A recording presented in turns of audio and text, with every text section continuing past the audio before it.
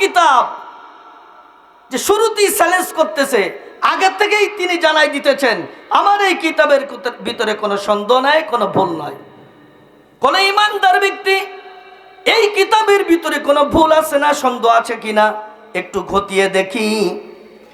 এমন আকীদাও যদি কোনো ব্যক্তি পোষণ করে ফেলে, সঙ্গে সঙ্গে বুঝতে হবে তারও ইমানটা চলে যাবে। কথা ঠিক কিনা বলেন? পবিত্র কোরআন আমার বুঝে আসুক, চাই না বুঝে আসুক, এটা আল্লাহর পক্ষ থেকে আসছে।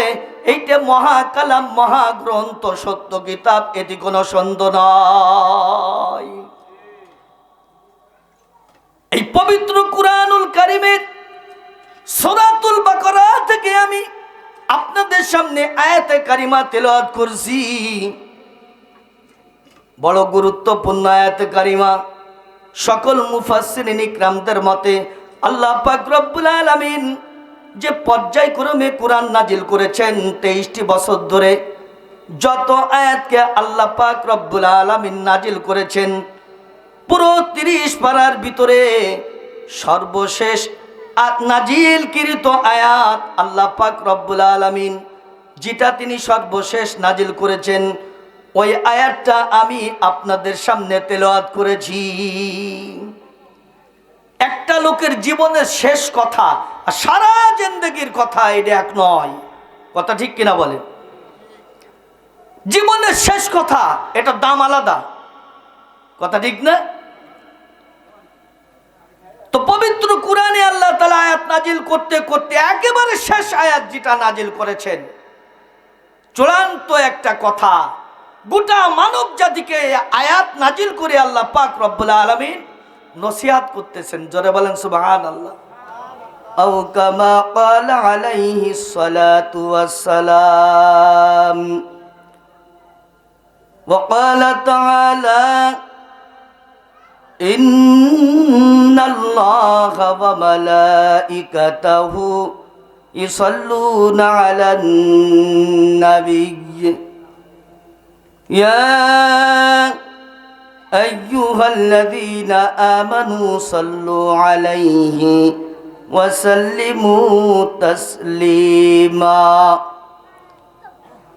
সকলে মুহাব্বতের সঙ্গে পড়ি আল্লাহুম্মা সাল্লি আলা মুহাম্মাদিন ওয়া আলা আলি মুহাম্মাদ কামা সাল্লাইতা আলা ইব্রাহিম ওয়া আলা আলি ইব্রাহিম ইন্নাকা হামিদুম মাজিদ। আল্লাহুম্মা বারিক আলা মুহাম্মাদিন ওয়া আলা আলি মুহাম্মাদ কামা বারাকতা আলা ইব্রাহিম ওয়া আলা আলি ইব্রাহিম ইন্নাকা হামিদুম মাজিদ।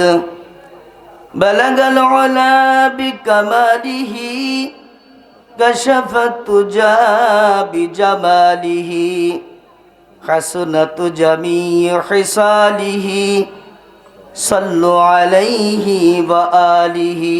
একটু জিকির করি লা ইলাহা ইল্লাল্লাহ, লা ইলাহা ইল্লাল্লাহ।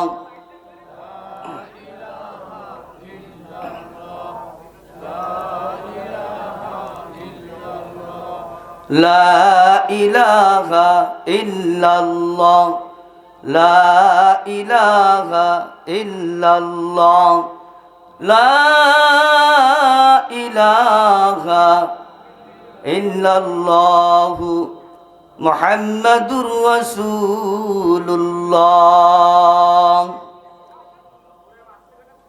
আলহামদুলিল্লাহ।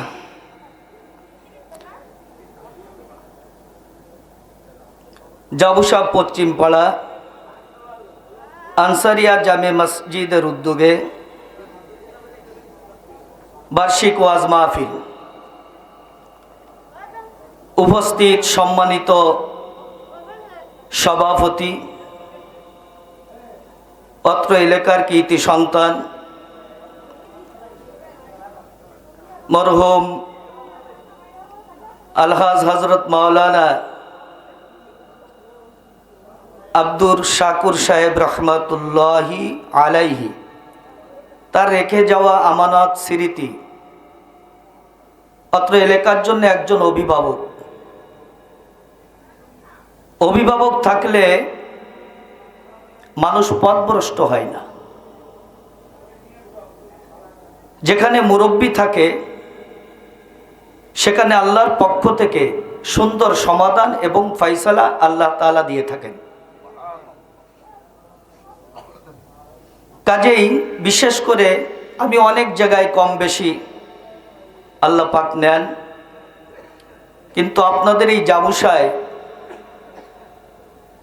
যে একের পর একজন অভিভাবক নিযুক্ত হয় মানুষের মুরব্বি হিসেবে, এটা শুধুমাত্র আপনাদের এলাকার একটা গৌরব। অনেক এলাকায় এটা নাই। কারণ মরহুম আব্দুর শাকুর সাহেব রহমাতুল্লাহি আলাইহি তিনি নিছক একজন আল্লাহর ওলি এবং ভালো মানুষ ছিলেন। কথা ঠিক কিনা বলে? তার চিন্তা চেতনা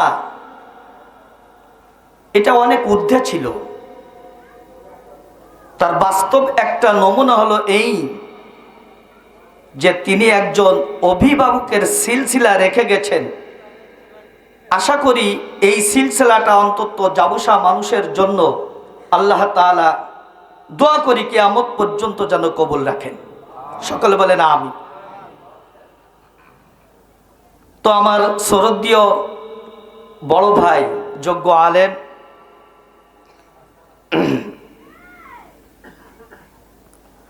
অধ্যক্ষ মোহাম্মদ মকবুল হোসেন খান দামাত বারাকাতুহু আলিয়া,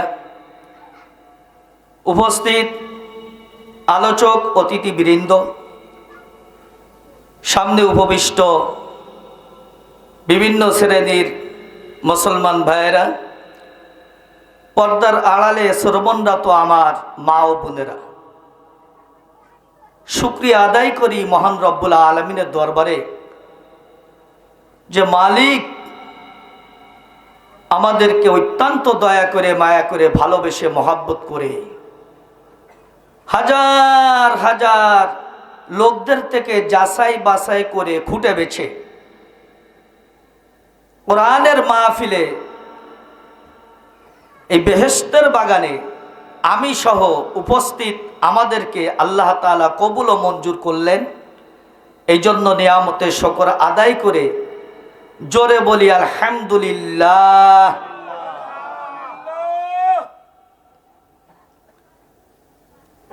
এই যে আমরা যে মাহফিলে আসছি, এটাকে ছোট করে দেখার কোনো সুযোগ নাই। রাসূল করিম সাল্লাল্লাহু আলাইহি ওয়াসাল্লাম এক হাদিসের ভিতরে বলছেন, মাই ইউরিদিল্লাহু বিহি খায়রান ইফাক্কিহু ফিদ্দিন। আল্লাহ যাকে ভালোবাসেন, কে? আল্লাহ যাকে ভালোবাসেন, যাকে মহব্বত করেন, যাকে তিনি মাফ করতে চান, যাকে তিনি একান্ত কাছে টেনে নিতে চান, যাকে তিনি জান্নাত দিতে চান, এই মানুষগুলোকে আল্লাহ তাআলা তার পক্ষ থেকে দিন ইসলামের সহি সমঝ, সহি বুঝ দান করেন এবং দিনের জন্য তাকে কবুল ও মঞ্জুর করেন। বলেন সুবহানাল্লাহ। এলাকায় হাজার হাজার লোক আসে না? মাহফিলি প্যান্ডেলে কয়জন? আপনি একটু পাশে দোকানের ওখানে যান, শত শত লোক। চায়ের দোকানে যান, শত শত লোক। আল্লাহ তাআলা ইচ্ছা করলে তো আপনাকে আমাকে ওই চায়ের দোকান দিয়ে ঘোরাইতেন, পারতেন কি পারতেন না? তো আল্লাহ তাআলা তা না করে অনুগ্রহপূর্বক তিনি আমাকে ভালোবাসেন, আমাকে তিনি মাফ করতে চান বিধায় আজকের সব চাইতে দামি মাজমা কোরআনের মাহফিলে আপনাকে আমাকে কবুল ও মঞ্জুর করেছেন। বলেন সুবহানাল্লাহ। এটা অত্যন্ত দামি মাজমা। আমরা লোকে কম দেখলেও মূলত আল্লাহ পাক রব্বুল আলামিন এই মাজমাটাকে লক্ষ লক্ষ ফিরিস্তা দিয়ে বেষ্টন করে ফেলছে।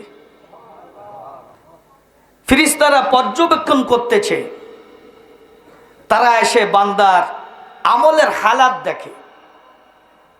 যেমন যিনি বয়ান করতেছেন তার হালাত কি, যারা শ্রোতা শুনতেছে তাদের হালাত কি, কে কতটুকু রুনাজারি করতেছে, কে কতটুকু আল্লাহ তাআলার কাছে মাপ চাইতেছে, সকল রিপোর্টগুলো লিপিবদ্ধ করা হইতেছে। বলেন সুবহানাল্লাহ। এই মাজলিসে বসে তওবা করলে আল্লাহ পাক রব্বুল আলামিন তার জীবনের সমস্ত গুনাহগুলি মাফ করে দেয়। সুবহানাল্লাহ একটু জোরে বলা যাবে না ভাই? আরো জোরে বলেন সুবহানাল্লাহ। এই মাজলিসে আল্লাহ তাআলার প্রেমে, তার মহাব্বতে এবং জাহান্নামের ভয়তে যদি এক ফোঁটা চোখের পানি যদি ফেলতে পারি, কিয়ামতের ময়দানে আমার গুনার কারণে যদি আমার জাহান্নামে যাইতে হয়, ওই জ্বলন্ত জাহান্নামের আগুনটা এই চোখের এই এক ফোঁটা পানি দিয়ে আল্লাহ তাআলা লিবানোর ব্যবস্থা করে দিবেন। আমার ভাইয়েরা, নিয়াতকে সহি করে হিদায়াত পাওয়ার উদ্দেশ্যে বসতে হবে, বক্তা দেখে বসলে হবে না। বক্তা হিদায়াতের মালিক নয়, হিদায়াতের মালিক একমাত্র, জোরে বলেন কে? আল্লাহ। আল্লাহ পাক চাইলে এই মাজমার ভিতরে আপনি প্রবেশ করার সঙ্গে সঙ্গেই আপনার দিলের পরিবর্তন করে দিতে পারেন, এটা তার ইচ্ছা। সারা জীবন ওয়াজ শোনে অনেক লোক এমনও আছে, কিন্তু তার খাসলাতের কোনো পরিবর্তন হয় নাই। আগেও বেনামাজি ছিল, এখনো বেনামাজি। কথা ঠিক কিনা বলে? আবার কিছু লোক এমনও, কিছু আল্লাহর বান্দা বান্দি আছে যারা কোনো এক ওয়াজ মাহফিলে বা দুই মাহফিলে তারা হাজিরা দিয়েছে, তো আল্লাহ তাআলা তাদের জীবনের মোড়টা সম্পূর্ণ ঘোরাই দিয়েছেন, আখিরাতমুখী করে দিয়েছেন,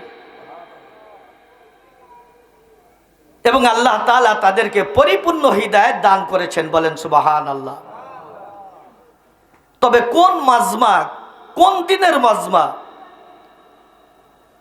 কবে আমাকে আল্লাহ তাআলা এইভাবে কবুল ও মঞ্জুর করবেন, এটা আমারও জানা নাই, আপনারও জানা নাই।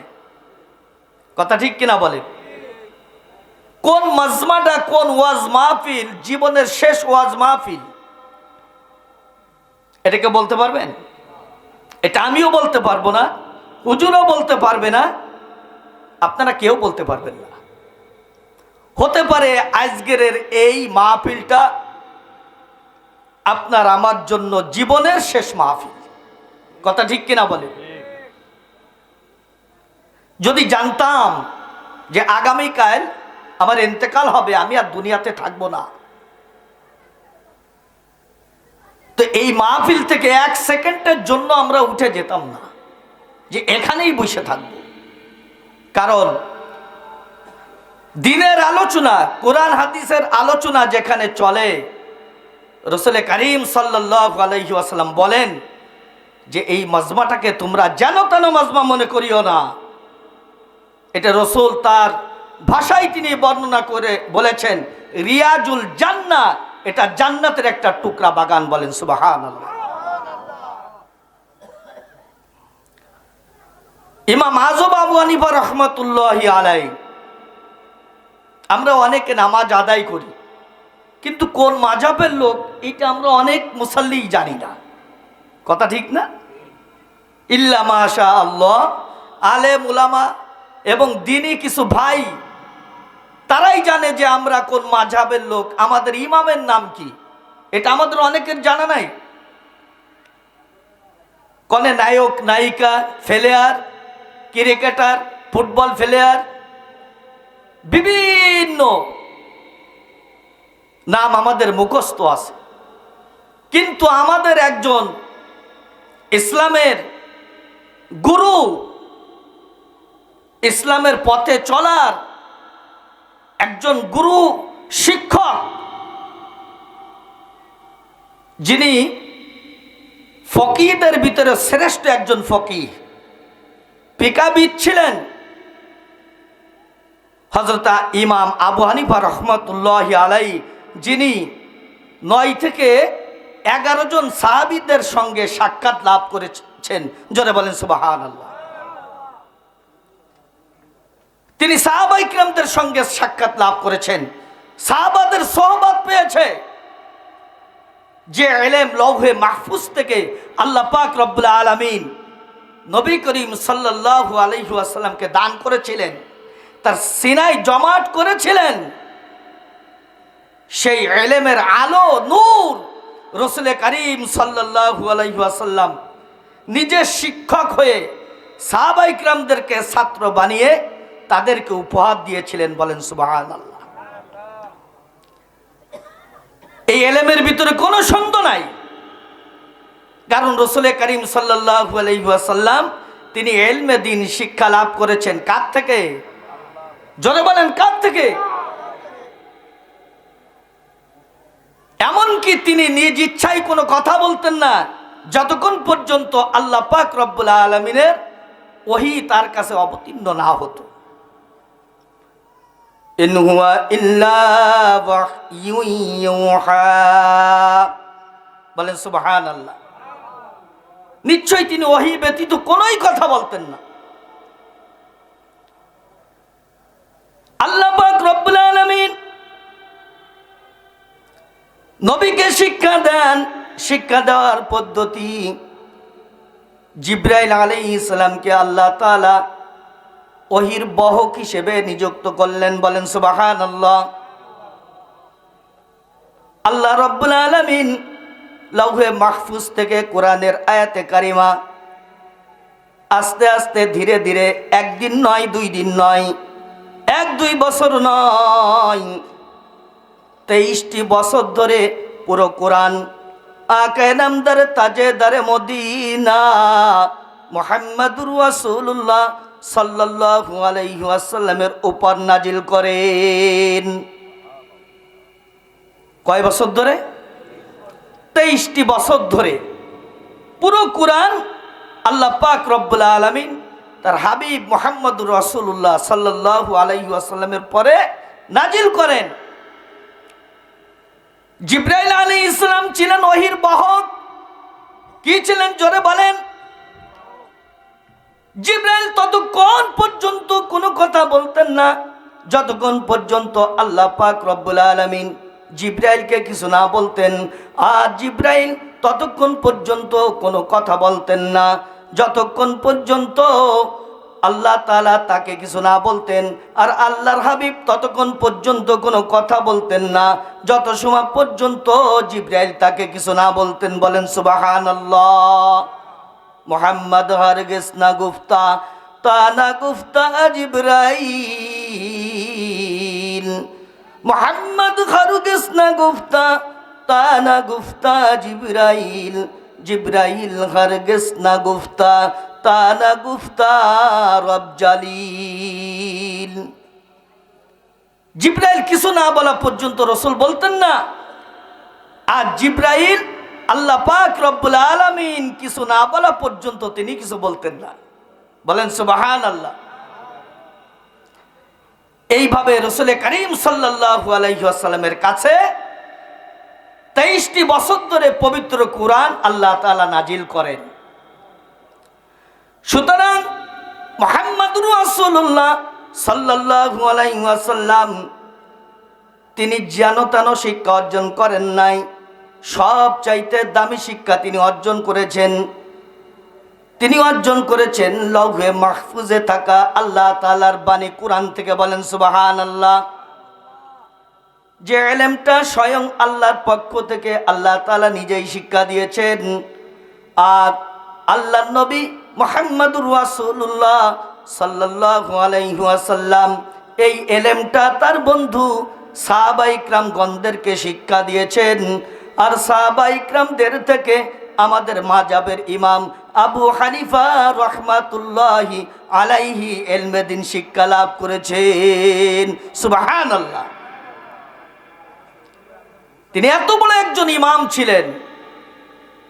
শুধু তাই না, তার জীবনের ভিতরে পাওয়া যায় কয়েক শত বছর ঘুমের মাধ্যমে জনাবে মুহাম্মদুর রাসূলুল্লাহ সাল্লাল্লাহু আলাইহি ওয়াসাল্লামকে স্বপ্নের মাধ্যমে সাক্ষাৎ করেছেন।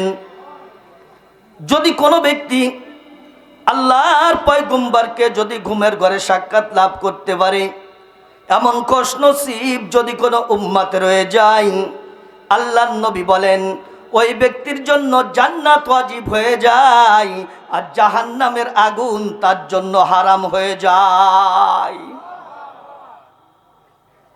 আমার ভাইরা, একদিন নয়, দুই দিন নয়, শত শতবার ঘুমের মাধ্যমে, স্বপ্নের মাধ্যমে ইমাম আজম আবু হানিফা রাহমাতুল্লাহি আলাইহি তার জীবনীতে লেখা, তিনি মুহাম্মদুর রাসূলুল্লাহ সাল্লাল্লাহু আলাইহি ওয়াসাল্লামকে স্বপ্নের মাধ্যমে তার সঙ্গে মুলাকাত করেন। শুধু তাই না, ইমাম আজম আবু হানিফা রাহমাতুল্লাহি আলাইহি সর্বপ্রথম যেদিন তিনি মদিনায় আল্লাহর নবীর কবর জিয়ারতের উদ্দেশ্যে গেলেন, আরে আশিক রাসূল যিনি স্বচক্ষুতে জীবিত অবস্থায় রসুলকে কোনোদিন দেখেন নাই, সাহাবীদেরকে দেখছেন কিন্তু রসুলকে দেখেন নাই, অন্তরের ভিতরে বড় জ্বালা, বড় ব্যথা। কারণ আশিক রসুল, রসুলকে নিয়ে সবসময়ের জন্য কল্পনা জল্পনা তিনি করেন। এই জন্য যে জিনিস নিয়ে কল্পনা করে, স্বপ্নের মাধ্যমে তার সেই জিনিস ভেসে ওঠে। কথা ঠিক কিনা বলেন? আল্লাহর ওলি আশিক রসুল ইমাম আবু হানিফা আল্লাহর নবীকে সব সময়ের জন্য অন্তরের ভিতরে কল্পনা করতেন, আমার রসুল কেমন ছিল, রসুলের চেহারা মুবারকটা কেমন ছিল, রসুলের দাঁতগুলো কেমন ছিল, রসুলের চুলটা কেমন ছিল, রসুলের দাড়ি মুবারকটা কেমন ছিল গো। এমন কল্পনা করতে করতে তিনি ঘুমায় যেতেন। এই জন্য তার কল্পনার ভিতরে আল্লাহর নবীকে মহাব্বতের ঘরের ভিতরে রাখছিল বিদায় রাত্রে ঘুম পড়তে দেরি হতো। মুহাম্মদ সাল্লাল্লাহু আলাইহি ওয়াসাল্লামকে স্বপ্নের মাধ্যমে দেখতে আর দেরি হতো না। এই নবীর রওজার দিকে তিনি যাইতেছেন, খাদেম রয়েছে দুইজন, মদিনার মাটিতে পাড়া দিয়া যখন মসজিদে নববীর এরিয়ার ভিতরে তিনি পা রাখলেন, আস্তে করিয়া আদবের সঙ্গে পা রাখতেছেন, এক পা বাড়াইতেছেন, পুবাইতেছেন আর কানতেছেন, চোখ দিয়ে পানি টপ টপায়া মসজিদে নববীর মাটির পরে পড়িয়া পড়িয়া নববীর মাটি ভিজে যাইতেছে। আশিক রাসূল যে নবীকে জীবনে কোনোদিন জীবিত অবস্থায় দেখি নাই, স্বপ্নের মাধ্যমে শুধু সাক্ষাৎ লাভ করেছি, আজকের আমি আবু হানিফা সেই নবীর ভালোবাসার নবীর রওজার দিকে চলে আসছি। আমি ওই রসুলের রওজা মুবারকের কাছে যাইতেছি, ভিতরে একটা আনন্দের কান্না, চোখ দিয়ে টপ টপ করে মহাব্বতের পানি পড়ে আর কান্দে। আস্তে করে যাইতে যাইতে রওজা মুবারকের কাছে যে মহাব্বতের সঙ্গে আল্লাহর নবীকে একটা সালাম দিলেন, আসসালামু আলাইকুম ইয়া রাসূলুল্লাহ। মহাব্বতের সঙ্গে সালাম দিলেন। এই সালামের মহাব্বত ব্যতিক্রম, জীবনে কত মানুষকে তিনি সালাম দিয়েছেন, কিন্তু আজকের সালামটা বড় দামি। আজকের সালামের ভিতরে একটা মহাব্বত ভিন্ন রকম। কথা ঠিক কিনা বলেন? কারণ যে নবীকে তিনি স্বপ্নে দেখেছেন, রাহমাতুল লিল আলামিন, সাইয়্যিদুল মুরসালিন, আকায়ে নামদারে তাজেদারে মদিনা মুহাম্মদুর রাসূলুল্লাহ সাল্লাল্লাহু আলাইহি ওয়াসাল্লামের রওজার পাশে তিনি দাঁড়িয়েছেন। অন্তর খুলিয়া মহাব্বতের সঙ্গে সালাম দিলেন, আসসালামু আলাইকুম ইয়া রাসূলুল্লাহ। খাদেম দুইজন পাশে দাঁড়ানো, তারা বলে আল্লাহি, মানে আল্লাহর কসম, আমরা দেখলাম আশিক রসুল ইমাম আজম রওজা মুবারকের দিকে তাকায়া চোখের পানি ছাড়িয়া মহাব্বতের সঙ্গে সালাম দিলেন, যতটুকু না আওয়াজে, সঙ্গে সঙ্গে আমরা দেখতে পেলাম এবং শুনতে পেলাম রওজা মুবারক থেকে আল্লাহর হাবিব উচ্চ আওয়াজে বলতেছেন, ওয়ালাইকুমুস সালাম ইয়া ইমামু, বলিয়া আল্লাহর নবী ইমাম আবু হানিফা সালামের জবাব প্রদান করেছেন। সেই ইমাম আবু হানিফা রহমতুল্লাহি আলাইহি কত বড় দামি মানুষ ছিল। আমি যে কথা বলতেছিলাম, তিনি এই মাজলিস সম্পর্কে বলেছেন, মাজলিসুল উলামা মাজলিসুল কুবারা আহাব্বু ইলাইহি মাজলিসুল ফিকহি। ইমাম আবু হানিফা রহমতুল্লাহি আলাইহি বলেন, ফিকাবিদগণ যারা কুরআন এবং হাদিস ইস্তেহাদ করে, অর্থাৎ গবেষণা করে, আর যারা গবেষণা করে তাদেরকে মুস্তাহিদ বলা হয়। কি বলা হয়? মুস্তাহিদ বলা হয়। ইমাম আজম আবু হানিফা রহমতুল্লাহি আলাইহি বলেন, কুরআন এবং হাদিস নিয়ে যারা ইস্তেহাদ করে, ওই সকল মুস্তাহিদদের গবেষণার চাইতে ওলামা ইকরামদের মাজলিস, আল্লাহর ওলিদের মাজলিস, সেখানে কিছু সময় দেওয়া আমি ইমাম আবু হানিফার কাছে ওই সকল মাজলিসের থেকে ফিকার মাজলিসের চাইতেও বেশি দামি। জোরে বলেন সুবহানাল্লাহ। কারণ নসিহাতের মাজলিসে বসলে কোনো মানুষের জীবনের পরিবর্তন চলে আসতে পারে। কথা ঠিক কিনা বলেন? কোন নাফরমান গুনাহগার কোন একটা কথার কারণে আল্লাহ পাক রব্বুল আলামিন তাকে হিদায়াত দিতে পারেন। কথা ঠিক কিনা বলেন? তবে শর্ত হলো, শ্রোতা যারা আসবে নিয়াতকে সহি করতে হবে। কি করতে হবে? ইন্নামাল আমালু বিন্নিয়াত। আপনি নিয়াতকে সহি করে যদি বসেন, আপনি চাই কিছু বোঝেন চাই না বোঝেন, যত সময় পর্যন্ত আপনি বসে থাকবেন, আপনার আমল নামায় ফেরেশতারা নেকি লিখতে থাকবে, লিখতে থাকবে, লিখতে থাকবে। সুবহানাল্লাহ। জোরে বললেন না? কারণ এটা দামি মাজমা। আকাবিররা বলেন, যদি কোনো ব্যক্তি নিয়তকে সহি করে হিদায়াত পাওয়ার উদ্দেশ্যে যদি কোনো ওয়াজ মাহফিলে যায় বিচারণ করে আর আখেরি মুনাজাত দিয়ে যদি বাড়ি ফেরে, তাহলে তার আমল নামায় কমপক্ষে 50 লক্ষ নেকির নিচেই জমা হতে পারে না, হতে পারে না। জোরে বলেন সুবহানাল্লাহ। সুতরাং আমরা মাহফিলে এসে লাভ করেছি না লস? লাভ হলো না লস হলো? এটাকে বিশ্বাস করেন? তো আমি যে কথা বলতেছিলাম যে আজকের এই মাহফিলটা আমার জীবনের শেষ মাহফিল হতেও পারে। কথা ঠিক কিনা বলেন? এটা কারা কারা বিশ্বাস করেন? হাত তোলেন, হাত নামান। আলহামদুলিল্লাহ। হাত তুলে ওয়াদা করার বাস্তবতা বেশি একটা হয় না, এটা আমি অনেকেই দেখছি।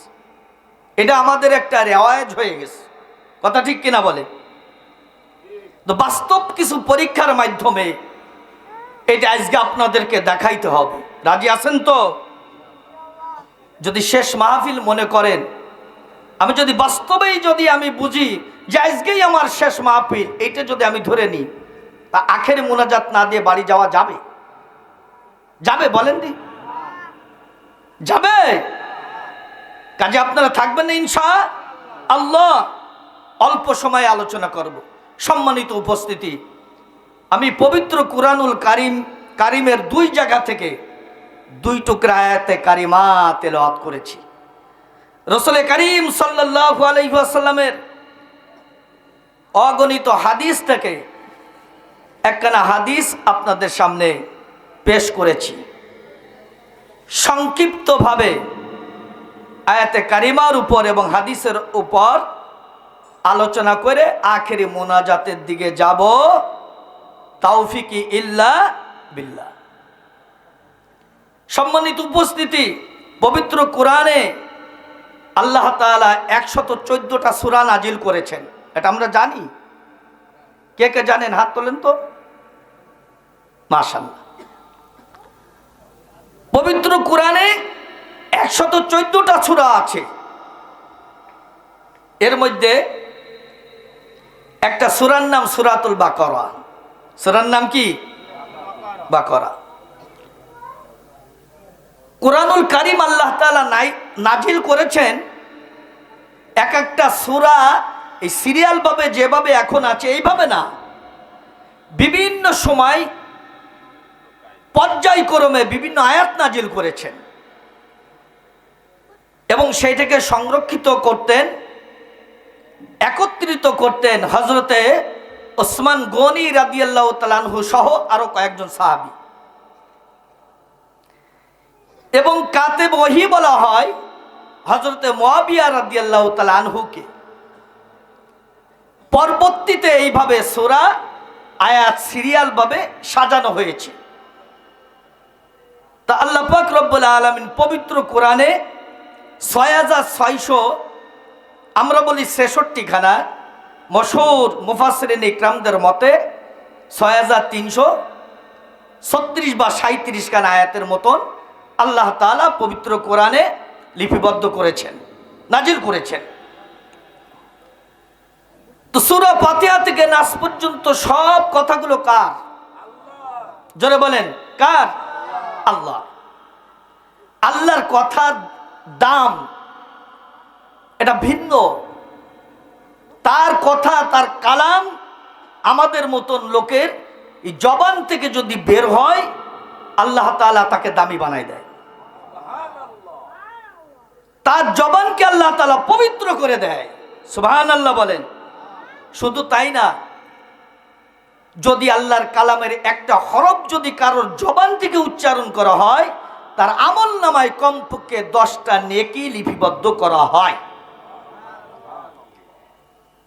উযু সহকারে যদি কেউ তেলাওয়াত করে একটা হরফের বিনিময়ে 25 নেকি।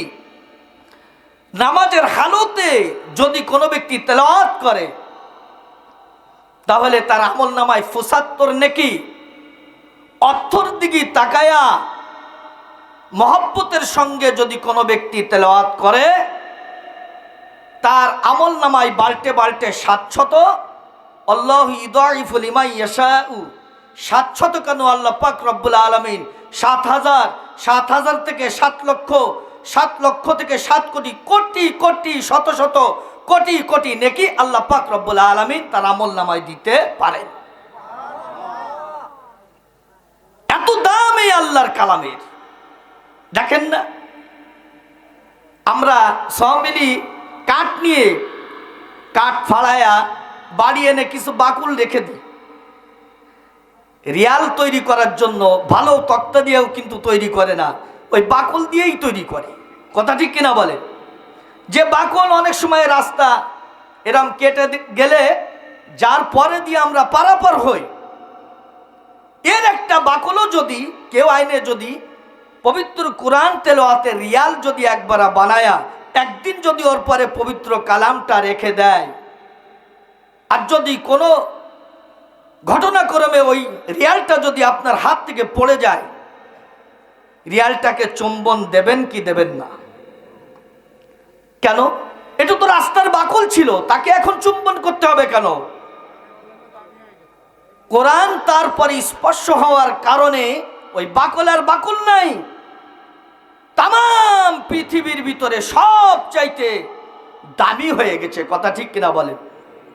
ঠিক তেমনি ভাবে কোন মানুষ তার সঙ্গে আর আল্লাহর কালামের সঙ্গে যদি ঘষা লেগে যায়, সম্পর্ক হয়ে যায়, আল্লাহ পাক রব্বুল আলামিন বলেন তাম পৃথিবীর মধ্যে ওই ব্যক্তির দাম আমি আল্লাহর কাছে সবচাইতে বেশি হয়ে যায়। এই জন্য আল্লাহ পাক রব্বুল আলামিন তার রাসূল করিম সাল্লাল্লাহু আলাইহি ওয়াসাল্লামের মাধ্যমে শোনাইছেন, খায়রুকুম মান তাআল্লামাল কুরআন ওয়া আল্লামা। যে ব্যক্তি কোরআন শিক্ষা করে এবং অন্যকে শিখায়, আল্লাহ রাসূল বলেন সব চাইতে মর্যাদাপূর্ণ ব্যক্তি ওই ব্যক্তি। বলেন সুবহানাল্লাহ, শ্রেষ্ঠ ব্যক্তি। তো যে কথা বলতেছিলাম, এই পবিত্র কোরআনে একটা শব্দ, এমনকি একটা হরফের কোনো ভুল নাই, কোনো ত্রুটি নাই। আল্লাহ পাক রব্বুল আলামিন এই 114 সূরার ভিতরে আমরা যখন কোরআন বর্তমানে যেভাবে লিপিবদ্ধ করা হয়েছে, এর শুরুর সূরা হচ্ছে সূরাতুল ফাতিহার পরে হচ্ছে সূরাতুল বাকারা, সবচেয়ে লম্বা সূরা। কথা ঠিক কিনা বলেন? এই সূরাতুল বাকারা শুরুতে আল্লাহ পাক রব্বুল আলামিন একটা চ্যালেঞ্জ ঘোষণা দিয়েছেন। তাম পৃথিবীর ভিতরে যত বড় তার সৈনিক হোক, যত বড় লেখক হোক না কেন, সে যদি কোনো গ্রন্থ লেখে, এই গ্রন্থ শুরুতে তিনি একটা কলম লেখে, ও বন্ধুগণ, ও আমার ভাইয়াগণ, আমার এই লিখিত কিতাবের ভিতরে তোমরা যদি কোনো ভুল পাও, আমাকে তোমরা জানায়া দিবে, আমি পরবর্তী সংস্কারে এইটা আমি সংশোধন করে দেব। কথা ঠিক কিনা বলেন? আজও পর্যন্ত দুনিয়াতে এমন কোন লেখক জন্ম নেই নাই যে তার গ্রন্থের শুরুতে কথা বলে নাই। কথা ঠিক কিনা বলেন? কিন্তু আহকামুল হাকিমিন আল্লাহ পাক রব্বুল আলামিন, তার পবিত্র কালাম যেন তেন কালাম নয়, ছোট কোনো কিতাব নয়, এটা একটা বড় কিতাব, যেখানে 114টা সূরা, 6666 খানার মতন আয়াত আল্লাহ তাআলা দিয়ে সাজাইছেন। এই কিতাবের শুরুতে আল্লাহ তাআলা একটা চ্যালেঞ্জ ঘোষণা দিয়েছেন। আল্লাহ তাআলা বলেন, আলিফ লাম মিম। এটার কোনো অর্থ নাই। যালিকাল কিতাবু লা রাইবা ফীহি। আল্লাহ পাক রব্বুল আলামিন এখানে বলেন, আমার এই কিতাবের ভিতরে কোনো সন্দেহ নাই, কোনো ভুল নাই। জোরে বলেন সুবহানাল্লাহ। কেমন কিতাব যে শুরুতেই চ্যালেঞ্জ করতেছে, আগে থেকেই তিনি জানাই দিতেছেন, আমার এই কিতাবের ভিতরে কোনো সন্দেহ নাই, কোনো ভুল নাই। কোন ইমানদার ব্যক্তি এই কিতাবের ভিতরে কোনো ভুল আছে না, সন্দেহ আছে কিনা একটু খতিয়ে দেখি। এমন আকীদাও যদি কোনো ব্যক্তি পোষণ করে ফেলে, সঙ্গে সঙ্গে বুঝতে হবে তারও ইমানটা চলে যাবে। কথা ঠিক কিনা বলেন? পবিত্র কোরআন আমার বুঝে আসুক, চাই না বুঝে আসুক, এটা আল্লাহর পক্ষ থেকে আসছে।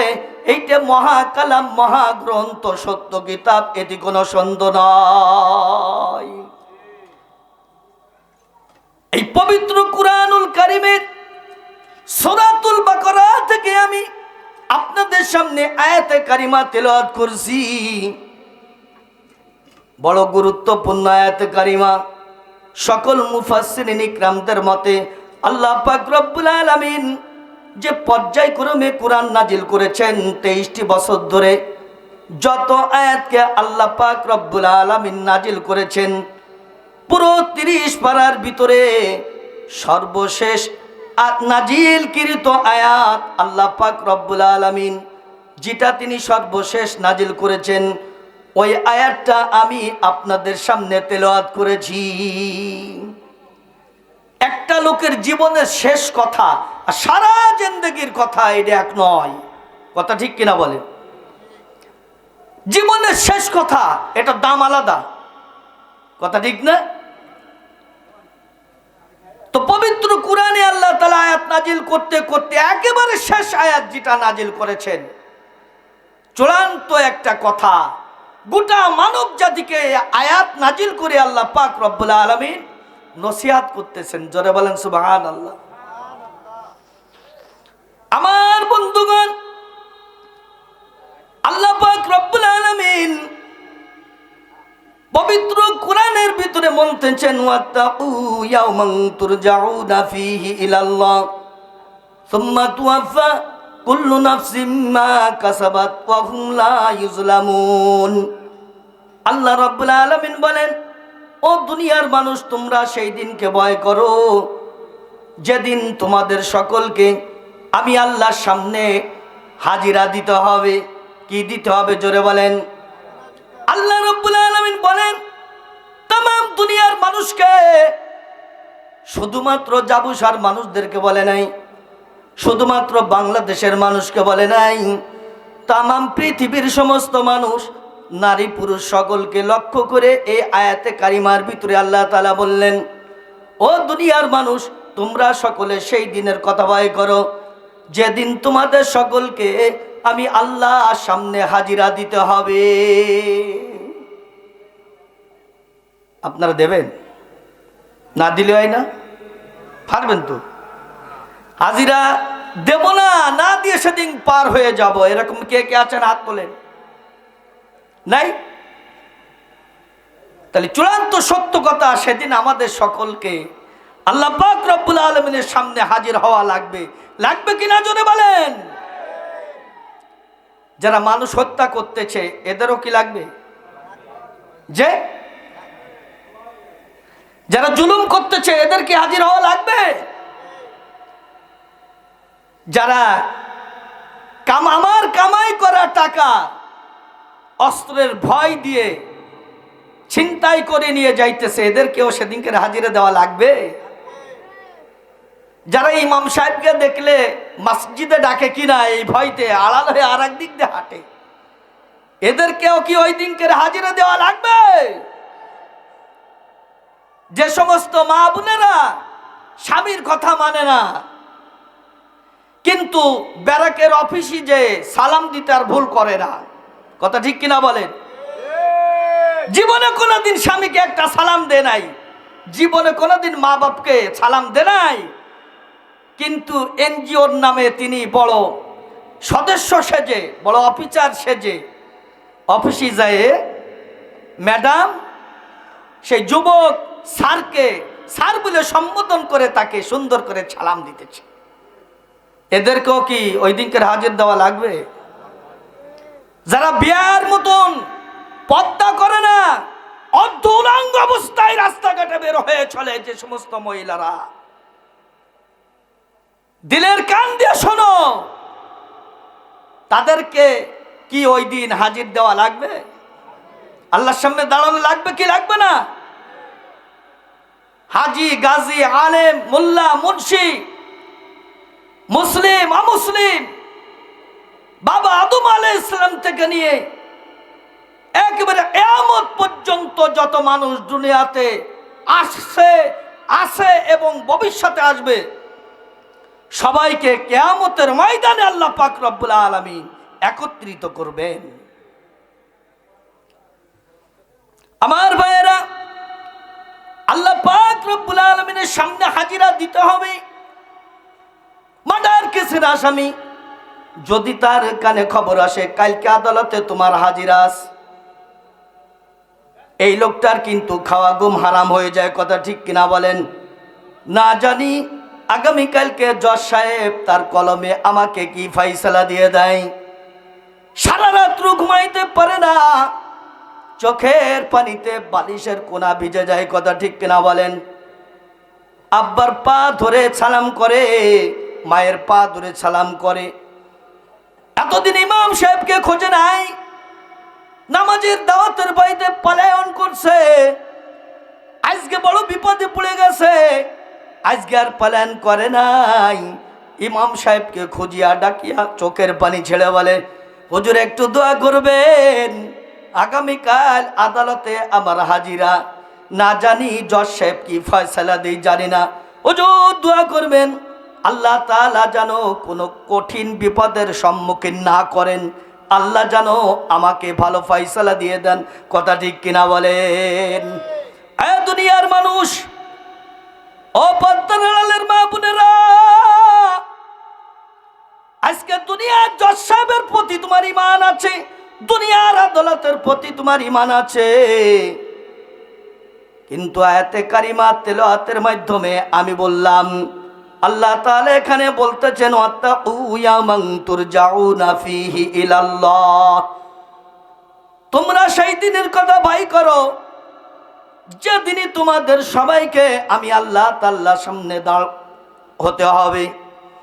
এই কথার প্রতি যদি আমাদের বাস্তবতা, ঈমান, ইয়াকিন যদি সত্য করে থাকতো, ও দুনিয়ার মুসলমান, জীবন গেলেও কোনো গুনার কাজের ধারে যাইতে পারতাম না।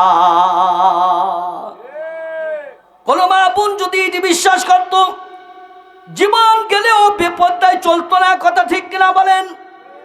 একটা মা বোন যদি বেপরদায় চলে, যতগুলো পুরুষ তার দিকে তাকাইবে, যে পরিমাণ গুনাহ পুরুষেরও হবে ওই পরিমাণ গুনাহ ওই মহিলারও হবে। কথা ঠিক কিনা বলেন? ও মা বোনেরা, কতদিন দুনিয়াতে থাকবা?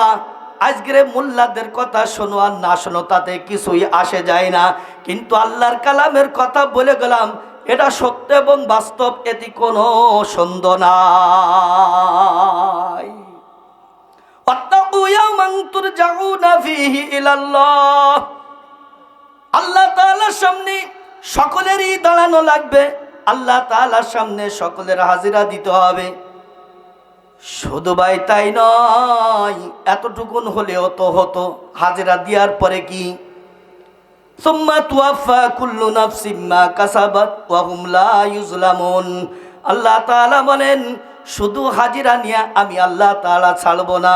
দুনিয়াতে পাঠানোর পর বালেগ থেকে নিয়ে মৃত্যুর আগ পর্যন্ত সুস্থ মস্তিষ্কে থাকা অবস্থায় তোমার জিন্দেগানিতে তুমি কি কর্ম করেছো, কতগুলো ভালো কর্ম করেছো, কতগুলো খারাপ কর্ম করেছো, কি পরিমাণ গুনাহ করেছো, কি পরিমাণ নেকি করেছো, কি কি কাজ করেছো, এই হাত দিয়ে তুমি কি করেছো, চোখ দিয়ে তুমি কি দেখেছো, পা দিয়ে তুমি কি করেছো, মাথার মেধা তুমি কোন দিকে কাটাইছো, সব কিছুর হিসাব ওই দিন আমি আল্লাহ তাআলার সামনে দাঁড়ায়া দাঁড়ায়া জাররাই জাররাই ভাবে দেওয়া লাগবে।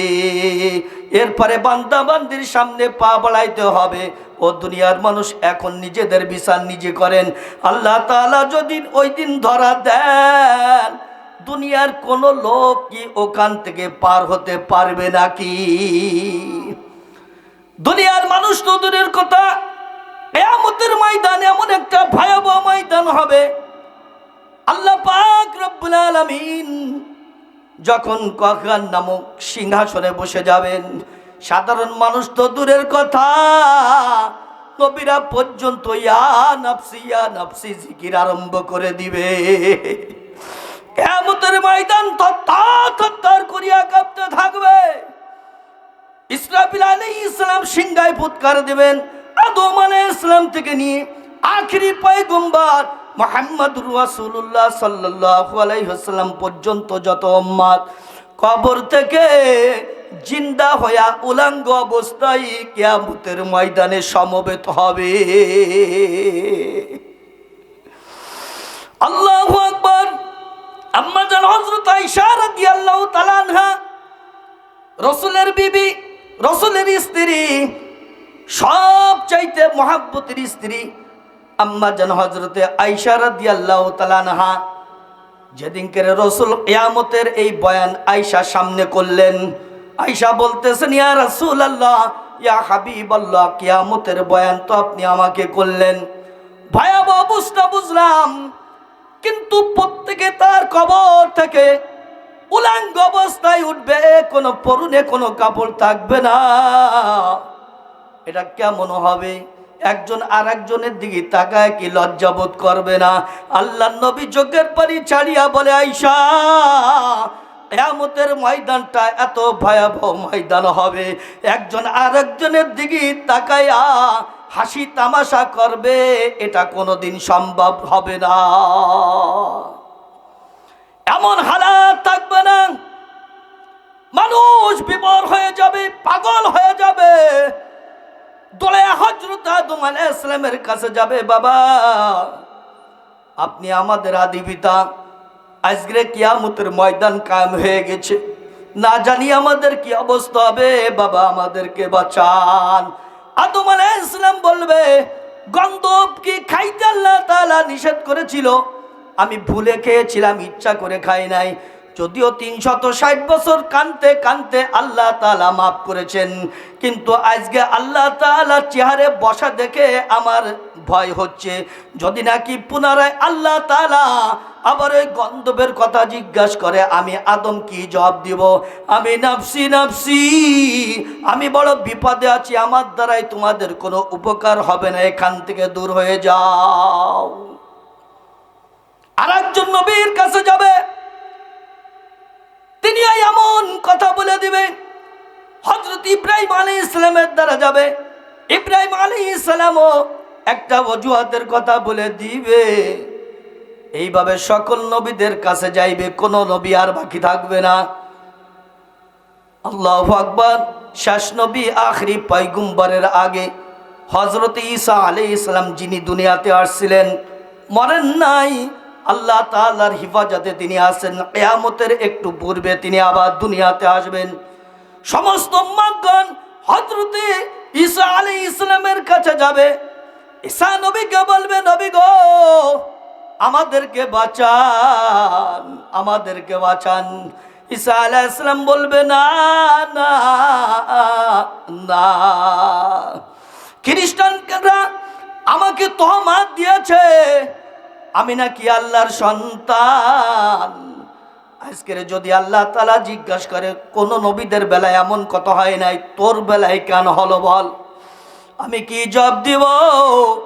আমি সেই ভয়তে আছি, নাফসি নাফসি, তোমরা যাও, দূর হয়ে যাও, আমার দ্বারাই কোনো উপকার হবে না।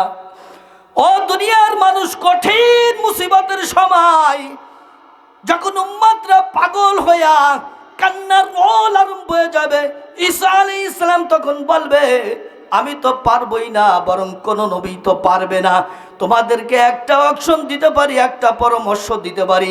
এই পরামর্শ মোতাবেক যদি তোমরা সামনে গইতে পারো, তাহলে তোমাদের বাঁচার রক্ষা আছে, নতুবা নাই। তোমরা যদি আখিরি নবী মুহাম্মদুর রাসূলুল্লাহ সাল্লাল্লাহু আলাইহি ওয়াসাল্লামকে যদি ধরতে পারো, আজকের এই সময় আল্লাহর সামনে কথা বলার মতন শক্তি এবং সাহস আখেরি পয়গম্বর মুহাম্মদুর রাসূলুল্লাহ সাল্লাল্লাহু আলাইহি ওয়াসাল্লামের ছাড়া দ্বিতীয় কোনো মানুষের নাই। তার কাছে তোমরা চলে যাও।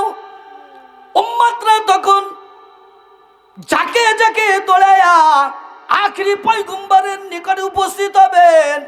দয়ার নবী উম্মতদেরকে দেখিয়া আস্তে আস্তে চোখের পানি ঝরা আরম্ভ করে দিবেন।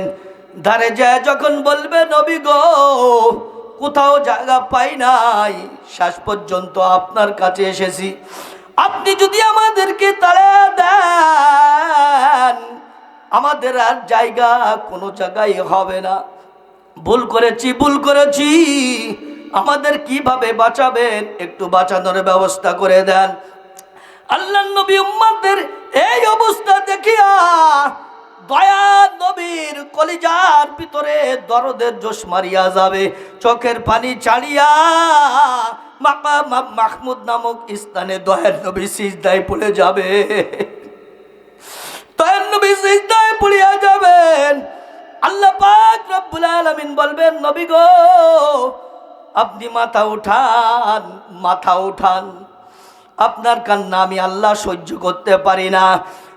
দয়ার নবী বলবেন, মাবুদ রে, উম্মতের যে অবস্থা, আমি যখন মাথায় সিজদার মাধ্যমে যখন মাথা জমিনে রাখছি, পাইসাল হলো একটাই, মাথা উঠাইতে পারি, তবে সত্য হলো উম্মতকে মাফ করতে হবে। আল্লাহ বলবে, নবী গো, আমি তাড়াতাড়ি হিসাব নিকাশ সব কিছু সমাধান করে দিতেছি, আপনি তাড়াতাড়ি মাথা উঠান। নবী বলবে, সম্ভব নয়, নবীরা আমার উম্মত এতিম হয়ে গেল, তুমি আমার উম্মতদেরকে জাহান্নামের আগুনে ফেলাইবা, তো দুনিয়া থেকে আমাকে কেন আনিলা?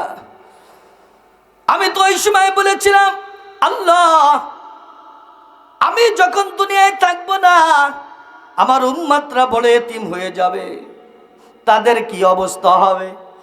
আপনি তো নিজেই দায়িত্ব নিয়েছিলেন, আজ কেন আমার উম্মতরা দৌড়দৌড়ি করতেছে?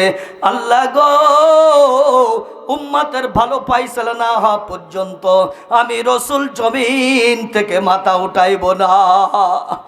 আল্লাহ তাআলার কুদরতি দিলে জোশ মারিয়া যাবে।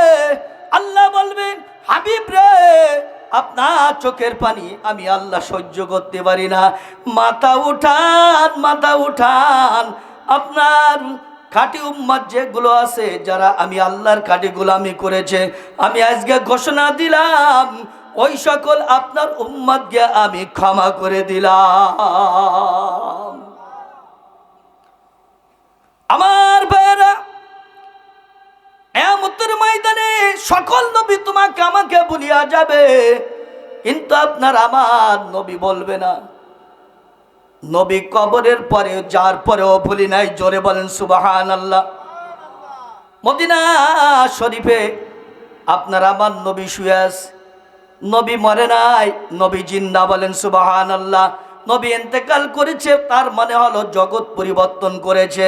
কিন্তু আহলে সুন্নাত ওয়াল জামাতের আকীদা হলো নবীগণ কোনোদিন মরে নাই, কবরে সশরীরে তারা জিন্দা অবস্থায় থাকে। আহলে সুন্নাত ওয়াল জামাতের আকীদা হলো নবীগণ মরে না, তারা কবরে সশরীরে জিন্দা অবস্থায় থাকে। এই জন্যই ঘটনা বললাম না, ইমাম আবু হানিফা রাহমাতুল্লাহি আলাইহি সালাম দেয়, রওজা থেকে জোরে জবাব আসে। বলেন সুবহানাল্লাহ। আমার ভাইয়েরা, শুধু কি তাই? আল্লাহর নবী যখন ইন্তেকাল করবেন, তার যখন ইন্তেকাল হবে, অনেক লম্বা ঘটনা। ইন্তেকালের আগ মুহূর্তে জিবরাইল আলাইহিস সালামকে পাঠালেন, আল্লাহ তাআলা নবীর কাছে যাও, আমার হাবিবের কাছে শুনে আসো, তিনি কি আর কিছুদিন দুনিয়াতে থাকতে চাই কিনা। তিনি যদি না চাই, তাহলে আমি সময় মতন তাকে আমি ইন্তেকালের মাধ্যমে আমার দরবারে নিয়ে চলে আসব। আর আমার হাবিব যদি তিনি থাকতে চান, শুধুমাত্র হাবিবের জন্যই তো অপার, তাকে আমি আরো কিছুদিন দুনিয়ায় থাকার সুযোগ দেব। জোরে বলেন আল্লাহু আকবার। আলাদা সম্পর্ক। আল্লাহু আকবার।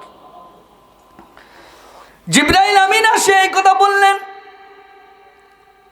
আল্লাহর নবী বলে, আমার আল্লাহ আমাকে ডাক দিয়ে নিয়ে যাবেন, আমি কেন দুনিয়াতে থাকবো? তবে আমি ইন্তেকালের পরে আমার উম্মতদের কি হবে? আমি ইন্তেকালের পরে আমার উম্মতের কি হবে? যাও শুনে আসো। জিবরাইল চলে গেলেন। আল্লাহ রব্বুল আলামিন জিবরাইলকে বললেন, যাও আমার হাবিবকে সুসংবাদ দিয়ে আসো, আমার হাবিবের উম্মতের মধ্য থেকে আমি আল্লাহ তাআলা ৭০,০০০ উম্মতকে বিনা হিসাবে জান্নাত দিয়ে দিব। আল্লাহ নবীকে যখন এই ঘটনা শোনালেন, আল্লাহ নবী শুইনা বেজার হয়ে গেলেন, মুখটা কালো হয়ে গেল। জিবরাইল অবাক হয়ে গেলেন। এত বড় আনন্দময় সংবাদ শোনার পরে রসুল তো হাসি মুখে থাকার কথা, রসুলের মুখে তো আলো ফোটার কথা, চেহারা তো উজ্জ্বল হয়ে যাওয়ার কথা, কথা ঠিক কিনা বলেন? কিন্তু রসুল তা হন নাই, বরং বেজার হয়ে গেল, সাদা চেহারা কানা কালো হয়ে গেল। জিবরাইল বলতেছেন, ইয়া রাসূলুল্লাহ, ইয়া হাবিবাল্লাহ, আনন্দময় সংবাদ প্রদান করলাম, আপনার চেহারা তো উজ্জ্বল হওয়ার কথা ছিল, আপনার চেহারা দিয়ে আপনার নূর চমকানোর কথা ছিল, কিন্তু সংবাদ শোনা মাত্রই আপনার চেহারাটা কালো হয়ে গেল, কারণটা কি? আল্লাহ নবী বলেন, জিবরাইল রে, তুমি কি বুঝতে পারো নাই?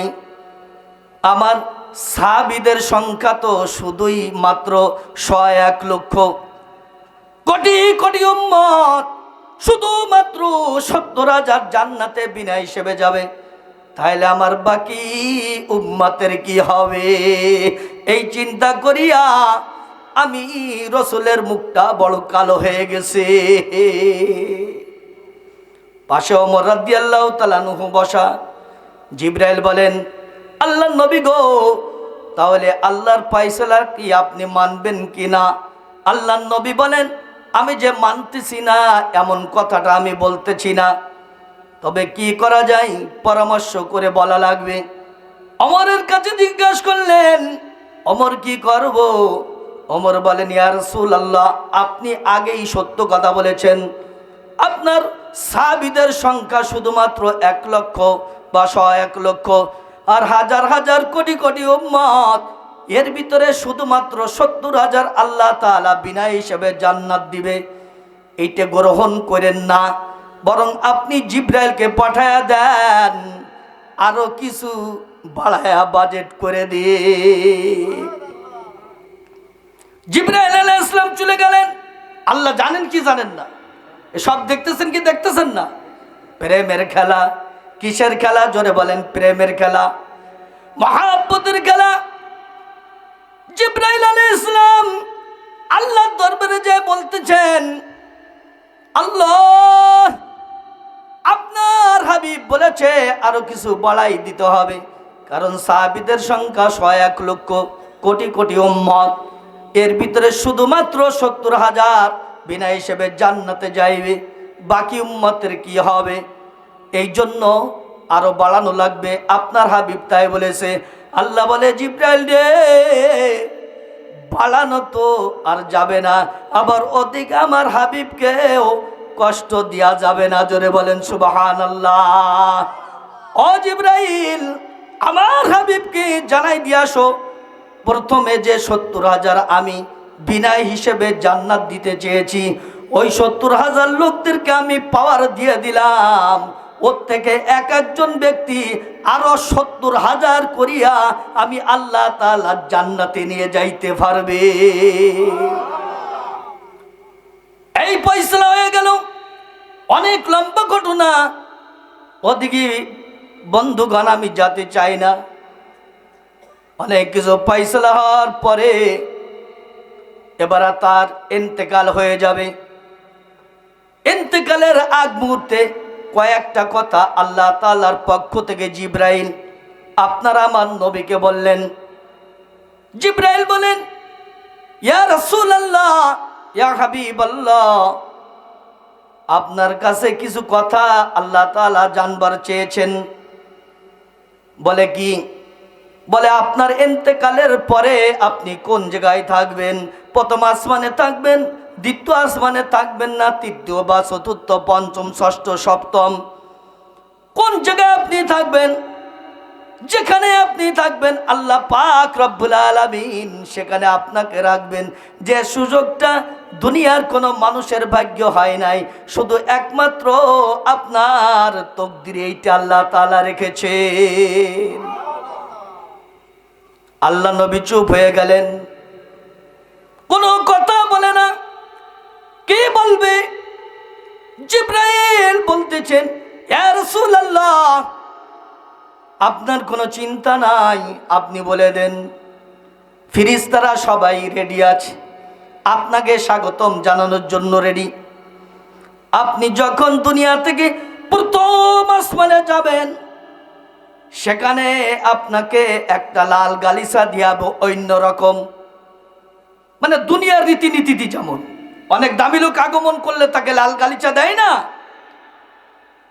ফেরেশতারা তাকে সংবর্ধনা দিবেন। ইয়া রাসূলুল্লাহ, আপনি যখন প্রথম আসমান থেকে দ্বিতীয় আসমানে যাবেন, আর একটা সংবর্ধনা হবে। দ্বিতীয় আসমান থেকে তৃতীয় আসমানে যখন যাবেন, আর একটা সংবর্ধনা দিতে দিতে আল্লাহ পাক রব্বুল আলামিন তার বন্ধুকে তার নিকটে নিয়ে যাইবেন। কোনটা আপনি রাজি? আল্লাহ নবী বলো টেনশনে আছেন, কোনোই কথা বলেন না।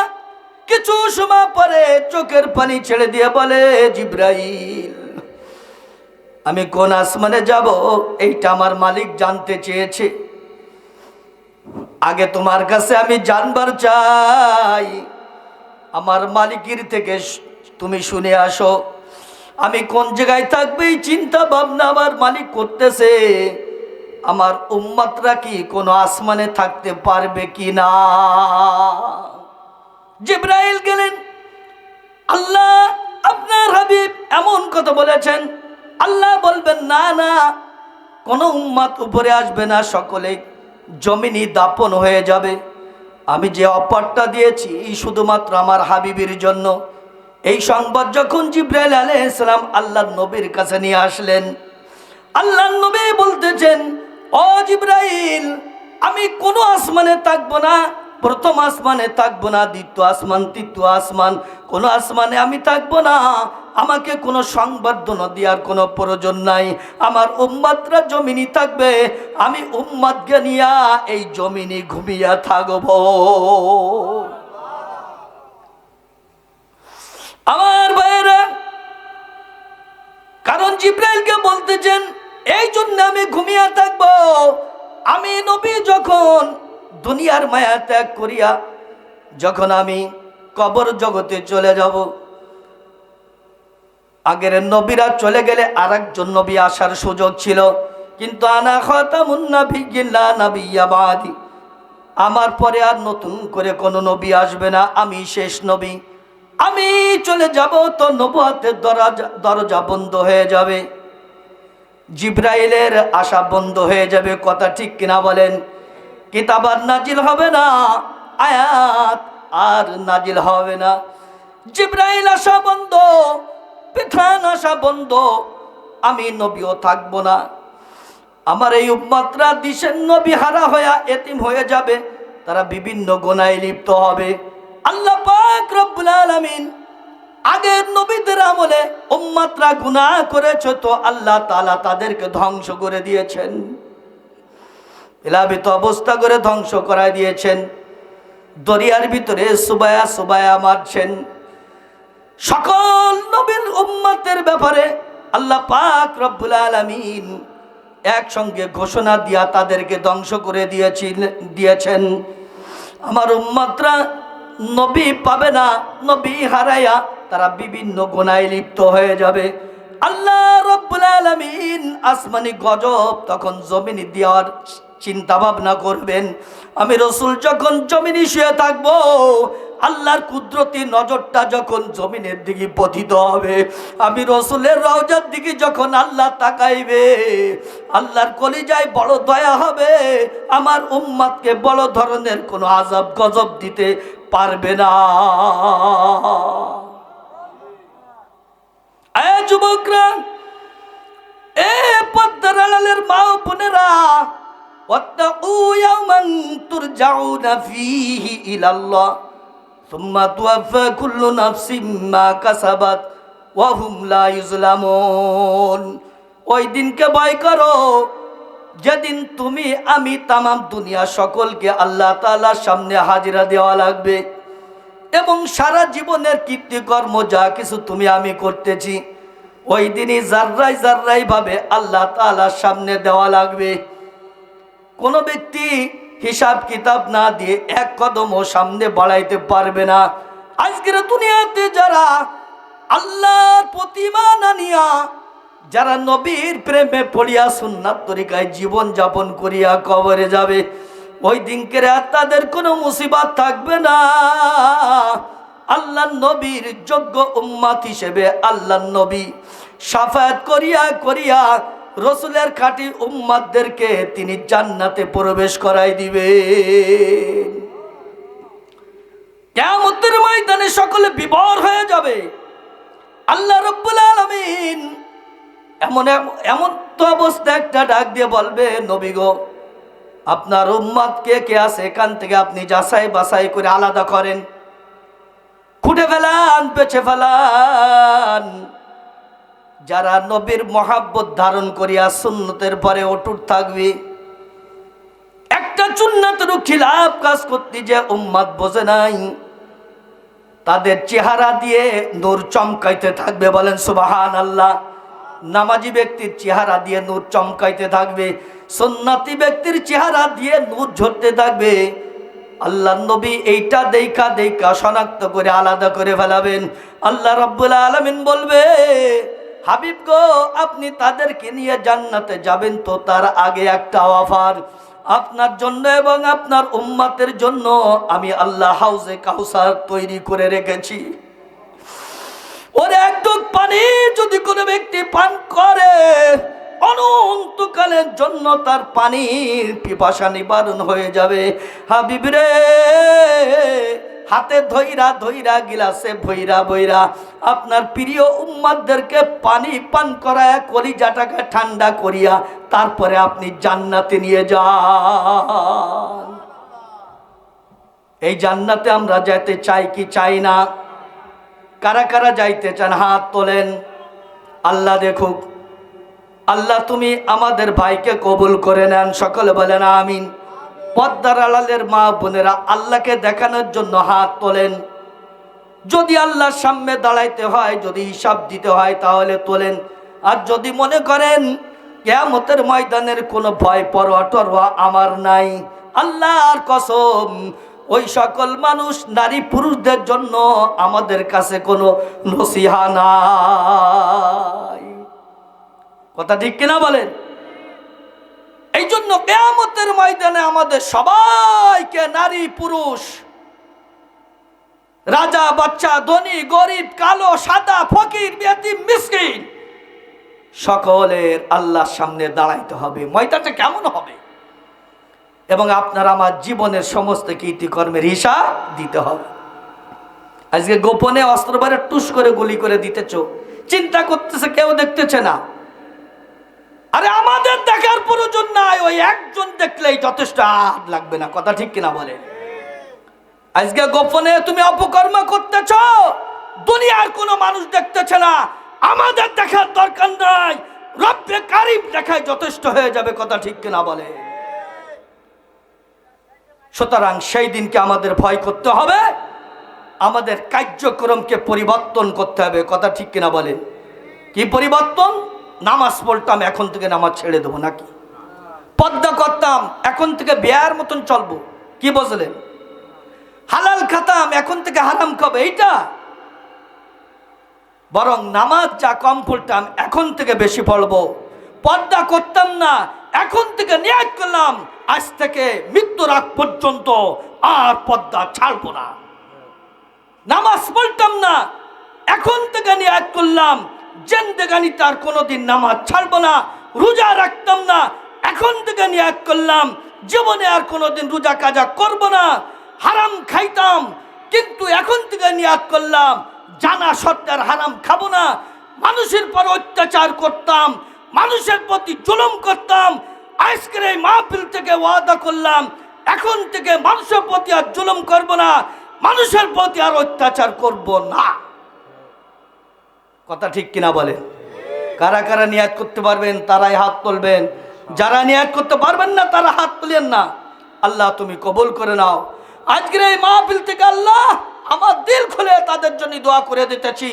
আজকের যারা হাত তুলেছে, মাবুদ গো তুমি কাউকে মাফ না করে মৌতের বিছানায় শোয়ও না, হাউজে কাউসারের পানি পান না করে আমাদেরকে মাহরুম করিও না। কিয়ামতের ময়দানে এই মানুষগুলোকে আহলে সুন্নাত ওয়াল জামাতের অন্তর্ভুক্ত বানায়, তোমার রাসূলের মেহমান বানায় একসঙ্গে জান্নাতে যাওয়ার তৌফিক দান করিও, আমিন। সম্মানিত হাজিরিন, রাত্র অনেক হয়ে যাইতেছে, মোনাজাতের দিকে যাবো, বিরক্ত লাগতেছে না? আল্লাহ, আর একখানা আয়াতে কারিমা তেলাওয়াত করেছিলাম, ইযা জাআ আজালুহুম লা ইস্তাখিরুনা সাআতাও ওয়া লা ইস্তাকদিমুন। মৃত্যু এমন একটা জিনিস, এ থেকে কেউ রেহাই পাবে না। পাবে? টিরাম পাবে না? তাহলে কিরা পাবে? নরেন্দ্র মোদী, আমাকে ডক্টর ইউনূস, কোন মুফতি, মুহাদ্দিস, আলেম, কেউ রেহাই পাবে? জোরে বলেন। পাবে না। আল্লাহ পাক রব্বুল আলামিন 1450 বছর আগে কথা বলে দিয়েছে, ইযা জাআ আজালুহুম লা ইস্তাখিরুনা সাআতাও ওয়া লা ইস্তাকদিমুন। মৃত্যু নির্ধারিত সময় যার যেখানে আল্লাহ তাআলা মঞ্জুর করেছেন, ঠিক সেই টাইমই তার মৃত্যু হবে। তার 1 সেকেন্ড আগেও হবে না, 1 সেকেন্ড পরেও হবে না। এই জন্য তো হাদির বাংলাদেশে মৃত্যু হয় না, ওর মৃত্যু লেখা ছিল সিঙ্গাপুরে। এই জন্য তাকে ওখানে নেওয়া লাগছে, না নেওয়া পর্যন্ত মৃত্যু হয় নাই। তার মূলত মৃত্যুটা তার তাকদিরে এইভাবে লেখা ছিল যে হাদির মৃত্যু বাংলাদেশে হবে না, আল্লাহ তাআলার পূর্ব নির্ধারিত আয়াত অনুযায়ী তার মৃত্যুটা ছিল সিঙ্গাপুরে। সেখানে যাওয়ার পরে সময় মতন তার মৃত্যু হয়েছে। কথা ঠিক কিনা বলে? যে অবস্থা, তা এতদিন এর আগে মরলি তো মরতে পারত। অনেকে তো বলছে মরেই গেছে। বাংলাদেশে তো এখন গুজবের অভাব নেই, সত্যর খুব অভাব নেই, শুধু গুজবের আর মিথ্যার। কি কথা, মিথ্যা বললাম না সত্যি বললাম? সত্য প্রচার, সত্য কথা বলা লোকের খুব অভাব, মিথ্যা বলা লোকের কোনো অভাব নাই। এর আগেই গুজব হয়ে গেছিল মনে হয় মারা গেছে, কিন্তু আসলে বাস্তবে তা না। বৃহস্পতিবার রাত্রে অর্থাৎ শুক্রবার রাত্র পড়ে গেছে। গত জুমার নামাজ পড়ে যাচ্ছিল, এমত অবস্থায় গুলিবিদ্ধ। আর সেই জুমার দিনেই লক্ষ লক্ষ কোটি কোটি আলেম ওলামা, আউলিয়া, পীর, মাশায়েখ, মুহাদ্দিস, মুফতি, তলাবা, সাধারণ জনগণ হাদির জন্য চোখের পানি ঝরাইতেছে। এর ভিতরে নিঃসন্দেহ আল্লাহর ওলিরা আছেন। সুতরাং হাদি এটা জানতন মানুষ নয়, হাদি একজন জান্নাতি মানুষ, জান্নাতি মানুষ, জান্নাতি মানুষ আশা করে বলতে পারে। কথা ঠিক কিনা বলে? এটা খুশনসিব। তার গুলিটা তো অন্য দিনে করলে পারে, জুমার পরেই দেন গুলি করার পরে সে এমন অবস্থা হয়েছে, তারপরে আর নামাজ ফরজ নাই। কারণ তার যে মস্তিষ্কের অবস্থা, ওই অবস্থায় তার নামাজের হুকুম থাকে। কথা বলে না? থাকে। তার তো চেঞ্জ নাই। পাগলের কি নামাজ আছে? কেন নাই? চেঞ্জ নাই। সুতরাং সেই হিসেবে ধরা যায় তার নামাজ কাজা হয় নাই। তার নামাজ কি হয় নাই? কারণ ওই অবস্থায় নামাজের যে হুকুমটা, ওই হুকুমটা হাদির উপরে ছিল না। কারণ সেই অবস্থায় তিনি ছিলেন না, তিনি বিবেকহীন হয়ে গিয়েছে, অচেতন হয়ে গেছে। এমত অবস্থায় নামাজের হুকুম থাকে না। এরপরে ফিরে জুমাবারের রাত্রে আল্লাহ তাআলা তার মেহমান বানায় নিয়ে গেছে। আমরা দোয়া করব আল্লাহ পাক রব্বুল আলামিন হাদি ভাইকে যেন মাফ করে দেয়। সকলে বলেন আমিন। দেশের জন্য বলিষ্ঠ কণ্ঠস্বর, যেভাবে বুক পাতিয়ে কথা বলতো, আল্লাহ সেইভাবে কবুলও করেছে। মৃত্যুকে পরোয়া করতো না। আমার এইটুক বয়সে বাংলাদেশে কোন প্রেসিডেন্ট, প্রধানমন্ত্রী বা কোনো উল্লেখযোগ্য কোনো ব্যক্তির ব্যাপারে এরকম বিপ্লব, এরকম একাকার, এরকম দোয়া ছড়ক আমি দেখি নাই। কথা ঠিক কিনা বলেন?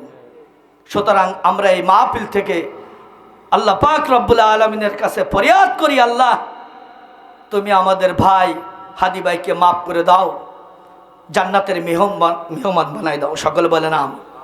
তো সুতরাং যে কথা বলতেছিলাম, মৃত্যু যার যে সময় যেখানে আছে, ঠিক তার সেই সময় মৃত্যু হবে, এতে কোনো সন্দেহ নাই। হযরত ইদ্রিস আলাইহিস সালাম, নবীর নাম কি বলেন? ইদ্রিস আলাইহিস সালাম একজন নবী ছিলেন। আপনার নাম শুনছেন? সকল নবীদের কাজ ছিল দাওয়াতের কাজ করা, কিন্তু সকলের পরে কিতাব নাজিল হয় নাই। দেখেন, নবীর সংখ্যা লক্ষ লক্ষ, 1 লক্ষ বা 2,24,000 পয়গম্বর মতন্ত্রে। কথা ঠিক কিনা? কিন্তু কিতাবের সংখ্যা ছোট বড় 104 খানা। 104 খানা। তো মনে করেন একজন নবীর পরে কিতাব নাজিল হয়েছে, পরপর আর 2-3 নবী সেই কিতাবের পরে এসে দাওয়াতের মেহনতের কাজ করেছে। হযরত ইদ্রিস আলাইহিস সালাম এই কিতাব থেকে দিনের দাওয়াত দিবে, কিন্তু অন্য নবীদের মতন সিস্টেমে উনি দাওয়াত দিতে চাচ্ছেন না। ওনার দিলের ভিতরে জাগ্রত হয়েছে যে আমি এই কিতাব আগে বুঝাইব, কয়েকজনকে ডাইকে কিতাব পড়ায় বুঝায় এরপরে আমি দাওয়াতের কাজে নাম। এরকম একটা মনস্থ তিনি করেছে। এই জন্য তিনি চিন্তা করলেন যে আমি কিতাবের একটা দর্স দেব, ক্লাস করব। পৃথিবীর ইতিহাসে সর্বপ্রথম ক্লাস হচ্ছে হযরত ইদ্রিস আলাইহিস সালামের এই ক্লাস। এর আগে কোনোদিন দর্স হয় নাই। এমত অবস্থায় বাইতুল্লাহ এর একেবারে উপরে বরাবর, এদিক ওদিক না, একেবারে সপ্তম আসমানের উপরে আল্লাহ তাআলা একটা মসজিদ নির্মাণ করে রেখেছেন। সেটার নাম হচ্ছে বাইতুল মামুর। নামটা কি? বাইতুল মামুর। সেখানে ফেরেশতারা ইবাদত বন্দেগী করে, নামাজ কালাম করে ইত্যাদি। তো এই বাইতুল মামুরে ওলামা ইকরামদের থেকে আমার এই ঘটনাটা শোনা, এটা আমি পড়ি নাই। তিনজন ফিরিস্তা তিনটে কাজে নিয়োজিত আছে। একজন ফিরিস্তা নামাজের হালতে হাত বেঁধে দাঁড়ায় আছে, আরেকজন ফিরিস্তা রুকুর হালতে আছে, আরেকজন ফিরিস্তা সিজদার হালতে আছে।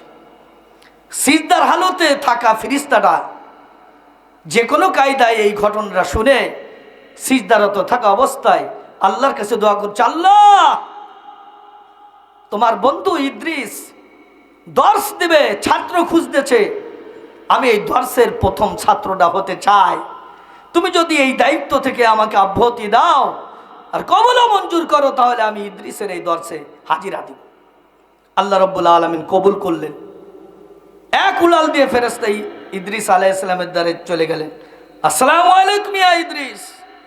ইদ্রিস আলাইহিস সালামের সালাম জবাব দিয়ে বলে, তুমি কে? পরিচয় জিজ্ঞাসা করেছে, সব কিছু খুলে বলল যে আমি ফেরেশতা ইত্যাদি ইত্যাদি ইত্যাদি কাজে ছিলাম, আমি এই জন্য আপনার কাছে এসেছি।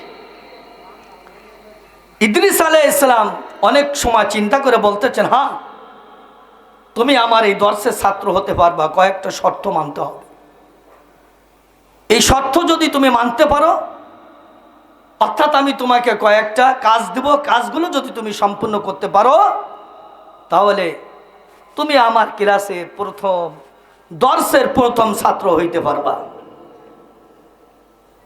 তো এর ভিতরে একটা কাজ দিল যে আল্লাহ পাক রব্বুল আলামিন সূর্য কোন জায়গা থেকে উঠান আর কোন জায়গাটা ডুবান,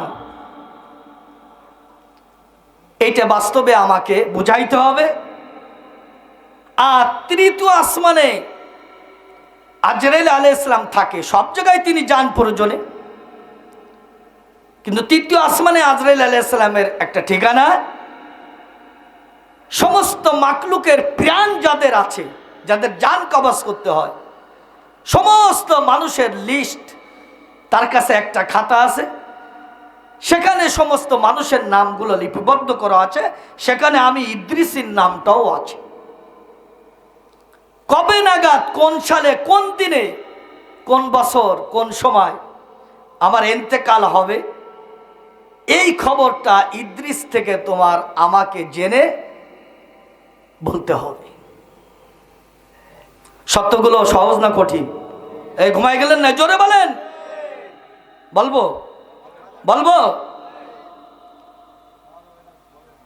তো হযরত ইদ্রিস আলাইহিস সালামের এই শর্ত মেনে ফেরেশতা এক উড়াল দিয়ে সূর্যর ঘটনাটাকে একেবারে পুরিও এমন ভাবে ভিডিও করে একেবারে সুন্দরভাবে তার সামনে এসে হাজির করলেন এবং দেখাইলেন, যেটা বিশ্বাস করতে ইদ্রিস আলাইহিস সালাম বাধ্য হয়েছে। অর্থাৎ প্রথম নাম্বার পরীক্ষায় ফেরেশতা পাস করছে। এখন দ্বিতীয় পরীক্ষা হচ্ছে তৃতীয় আসমানে ইদ্রিস আলাইহিস সালামের নিকটে যে তার খাতা থেকে ইদ্রিস আলাইহিস সালামের মৃত্যুর তারিখ সব কিছু দেখে শুনে এসে বলতে হবে। এখন ফেরেশতা চিন্তা করে, ওইটা তো ইদ্রিসকে নিই নাই, এখানেও যদি আমি তাকে না নিই, শুধু যায় যদি এসে বলি, তাহলে তার দিলের ভিতরে সন্দেহ থাকতে পারে। এই জন্য আমি এখানে ইদ্রিসকে নিয়ে যাব। ফেরেশতা এই চিন্তা ভাবনা করে বলতেছে, নবী গো, আমি বলে এসে আপনাকে জানানোর চাইতে আপনি আমার সঙ্গে যদি যান, তো আমার সঙ্গে আজরাইলের কথা হবে, আপনি শুনতে পারবেন, সেটা ভালো হয় না? বলছে অবশ্যই। তো বলছে তা আসেন। এই বলে ফেরেশতা তার ডাইন পাশের পাটনা এরকম ফাঁক করে দিয়েছেন, বলে যে আসেন দাঁড়ান। তার ডানার তলে ইদ্রিস আলাইহিস সালাম দাঁড়াইলেন, আস্তে করে চাপ দিয়ে ঢেকে এক উড়াল দিয়ে তৃতীয় আসমানে হযরত আজরাইল আলাইহিস সালামের নিকটে পৌঁছায় গেলেন। ফেরেশতা কুলাল দিয়া তৃতীয় আসমানে যাওয়ার পরে সুন্দর করে আজরাইল আলাইহিস সালামকে একটা সালাম প্রদান করলেন, আসসালামু আলাইকুম ইয়া আজরাইল। আজরাইল আলাইহিস সালাম সালামের কোনো জবাব না দিয়া শুধু বলতেছে আলহামদুলিল্লাহ, আলহামদুলিল্লাহ, আলহামদুলিল্লাহ। সালামের জবাব দেয় না, শুধুমাত্র আলহামদুলিল্লাহ বলে। আর আজরাইল মিসকি মিসকি হাসে।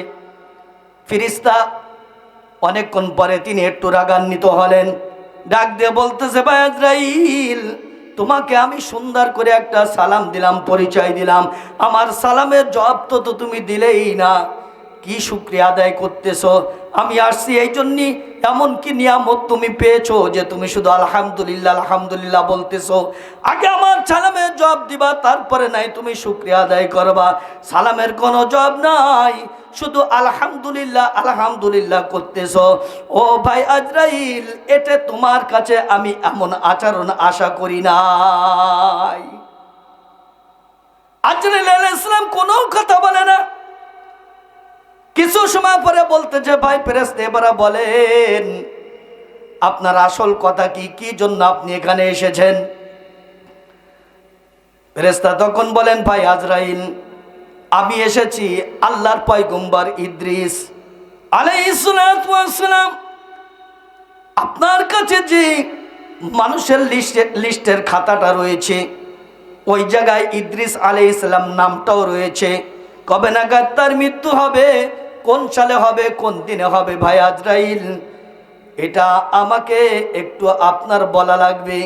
এইটা যদি আপনি আমাকে না বলেন, আমি পয়গম্বরের দর্শের প্রথম ছাত্র হইতে পারবো না।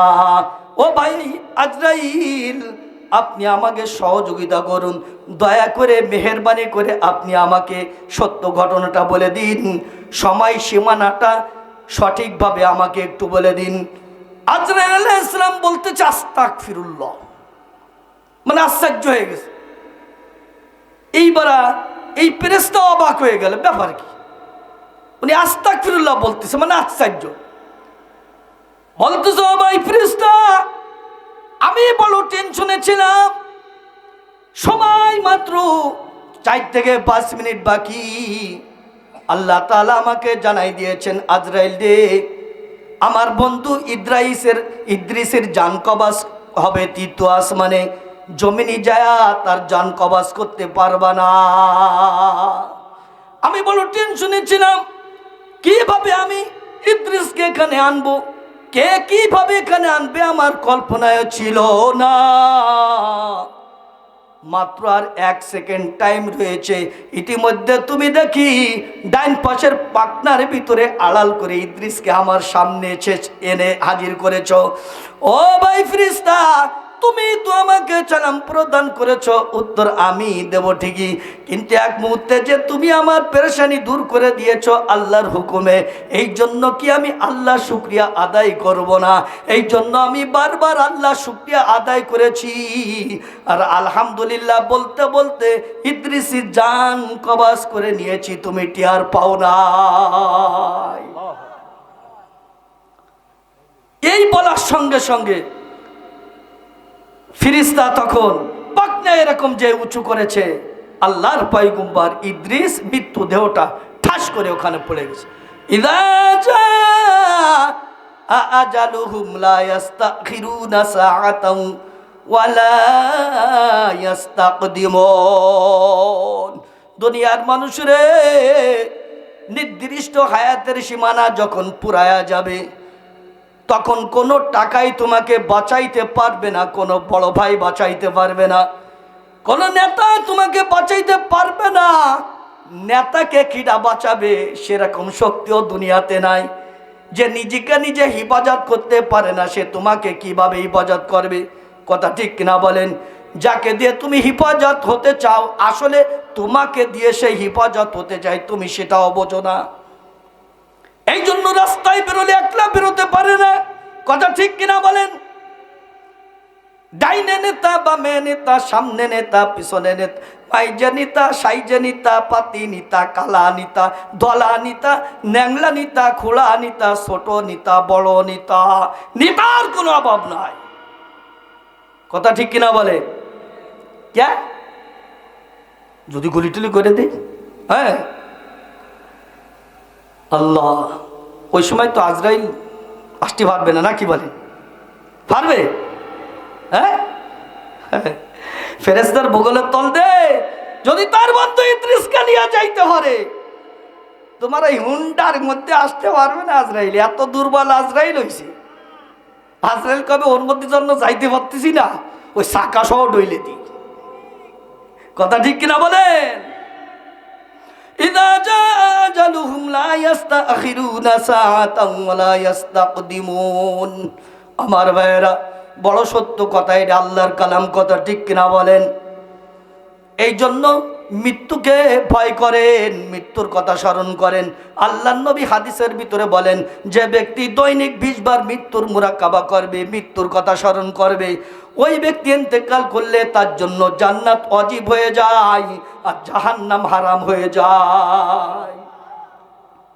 এখন আপনি বাড়ি যেয়ে কি করবেন? তসবিহটা নিয়ে মরণ মরণ মরণ মরণ মরণ মরণ মরণ মরণ 20 বার দেয়, তাই মৃত্যু মৃত্যু মৃত্যু মৃত্যু মৃত্যু মৃত্যু।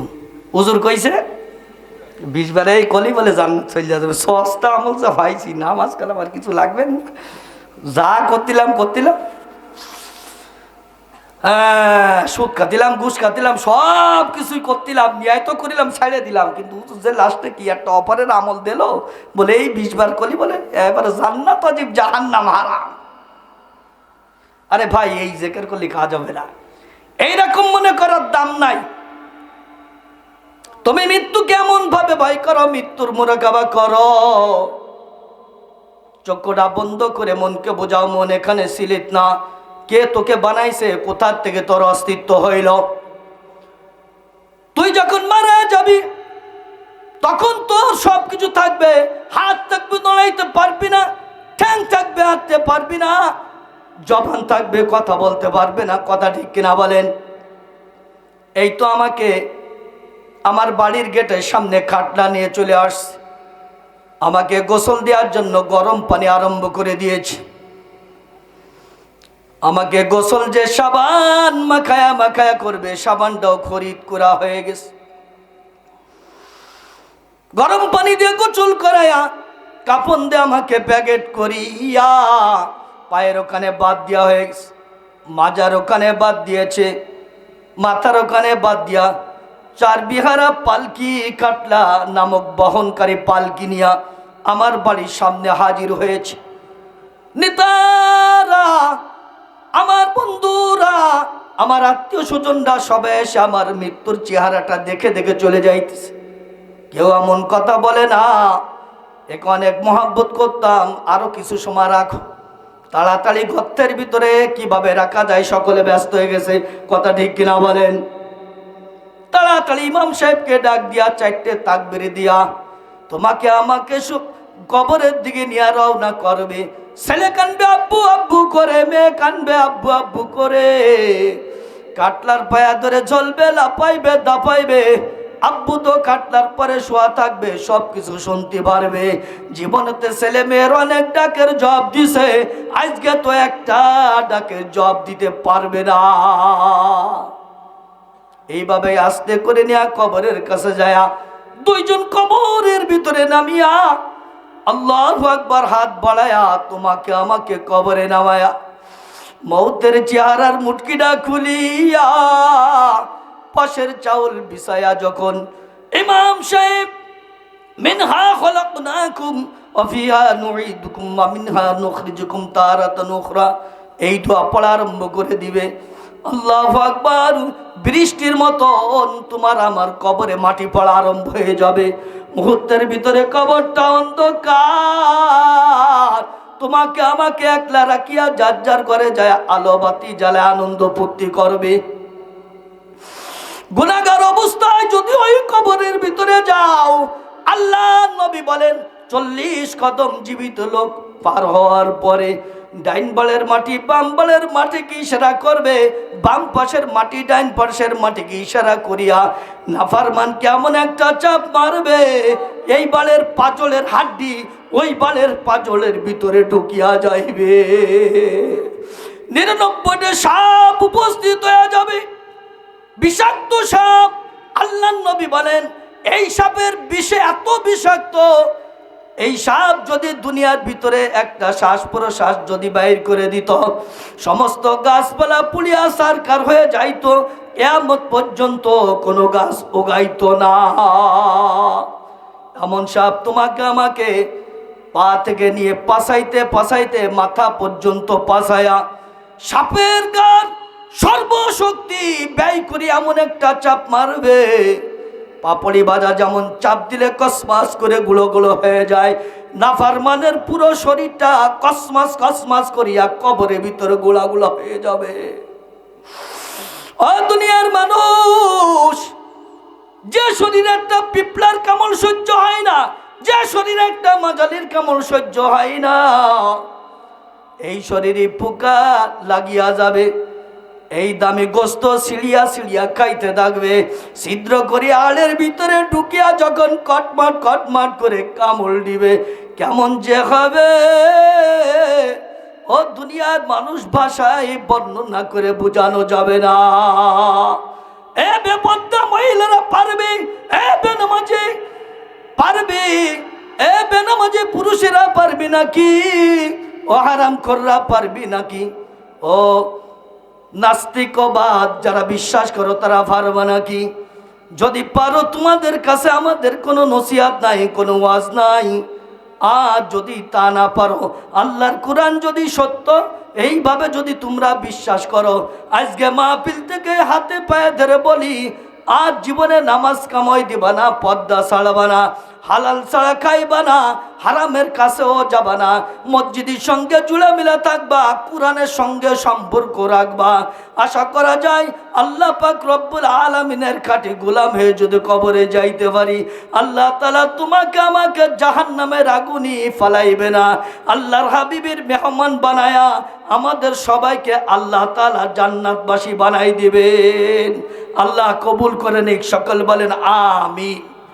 সম্মানিত উপস্থিতি, গভীর রাত্র হয়ে গেছে, 2টা আয়াত তেলাওয়াত করেছিলাম, কিছুটা আলোচনা করেছি সংক্ষিপ্তভাবে, আর একখানা হাদিস বাকি রয়েছে, সেটা শুধু তর্জমা বলবো। সম্পর্ক রাখতে হবে কিসের সঙ্গে?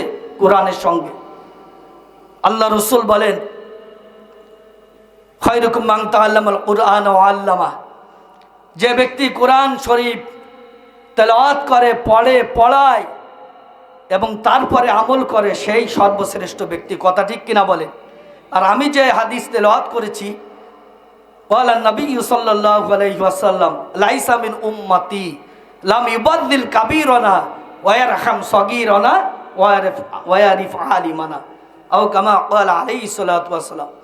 আল্লাহর নবী বলেন, যে ব্যক্তি বড়দের সম্মান করে না, যে ব্যক্তি বড়দের সম্মান করে না, এটার আজকে খুব অভাব। কথা ঠিক কিনা বলেন? জোরে বলবেন না? এখনই তো মুনাজাত দেব। যে ব্যক্তি বড়দের সম্মান করে না এবং ছোটদের স্নেহ করেন না, লাম ইউবাজিল কাবীরানা, বড়দের সম্মান করে না, কাবীর মানে বড়, ওয়ারহাম সগীরানা, সগীর মানে ছোট। শোনেন না, গুনাহ কবিরা গুনাহ, সগীরা গুনাহ, তার মানে কি? বড় গুনাহ, ছোট গুনাহ। তো এই জন্য আল্লাহ নবী বলতেছেন, যে ব্যক্তি বড়দের সম্মান করে না, 1 নম্বরে সে আমার উম্মত নাই।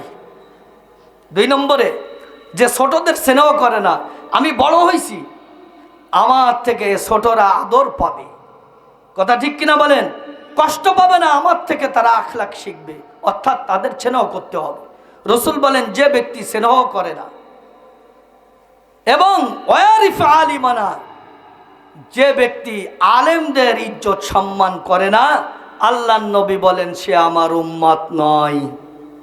সে আমার কি? উম্মত নয়। সুতরাং আমরা আল্লাহ রসুলের উম্মত থাকতে চাই কি চাই না? তা 1 নম্বরে আজ থেকে বড়দের সম্মান করব তো ইনশাল্লাহ। 2 নম্বরে ছোটদেরকে স্নেহ করব, কিন্তু 3 নম্বরটা মানতে পারবো না। যে অবস্থা সুযোগ পালি হয়। আপনারা যা শুরু করেছেন, এরম একদল মোষে তেল মাখাচ্ছি কিনা বলেন? কিছু লোক এরকম আছে কিনা? প্রাণ দিয়েছে আল্লাহ, নেবে কে? আয়াতের তর্জমা তাফসির করেছি, মৃত্যু যেখানে আছে ওখানে তো হবেই, কিন্তু কোরআনের আওয়াজকে বন্ধ করা যাবে না। কথা ঠিক কিনা বলে? কোন বাতিলকে কোন আলেম ভয় পায় না। কথা ঠিক কিনা বলে? আল্লাহ সৈনিক যারা, তাদের জীবন দিয়েছে আল্লাহ, তাদের জীবনের জিম্মাদারও নিয়েছেন আল্লাহ।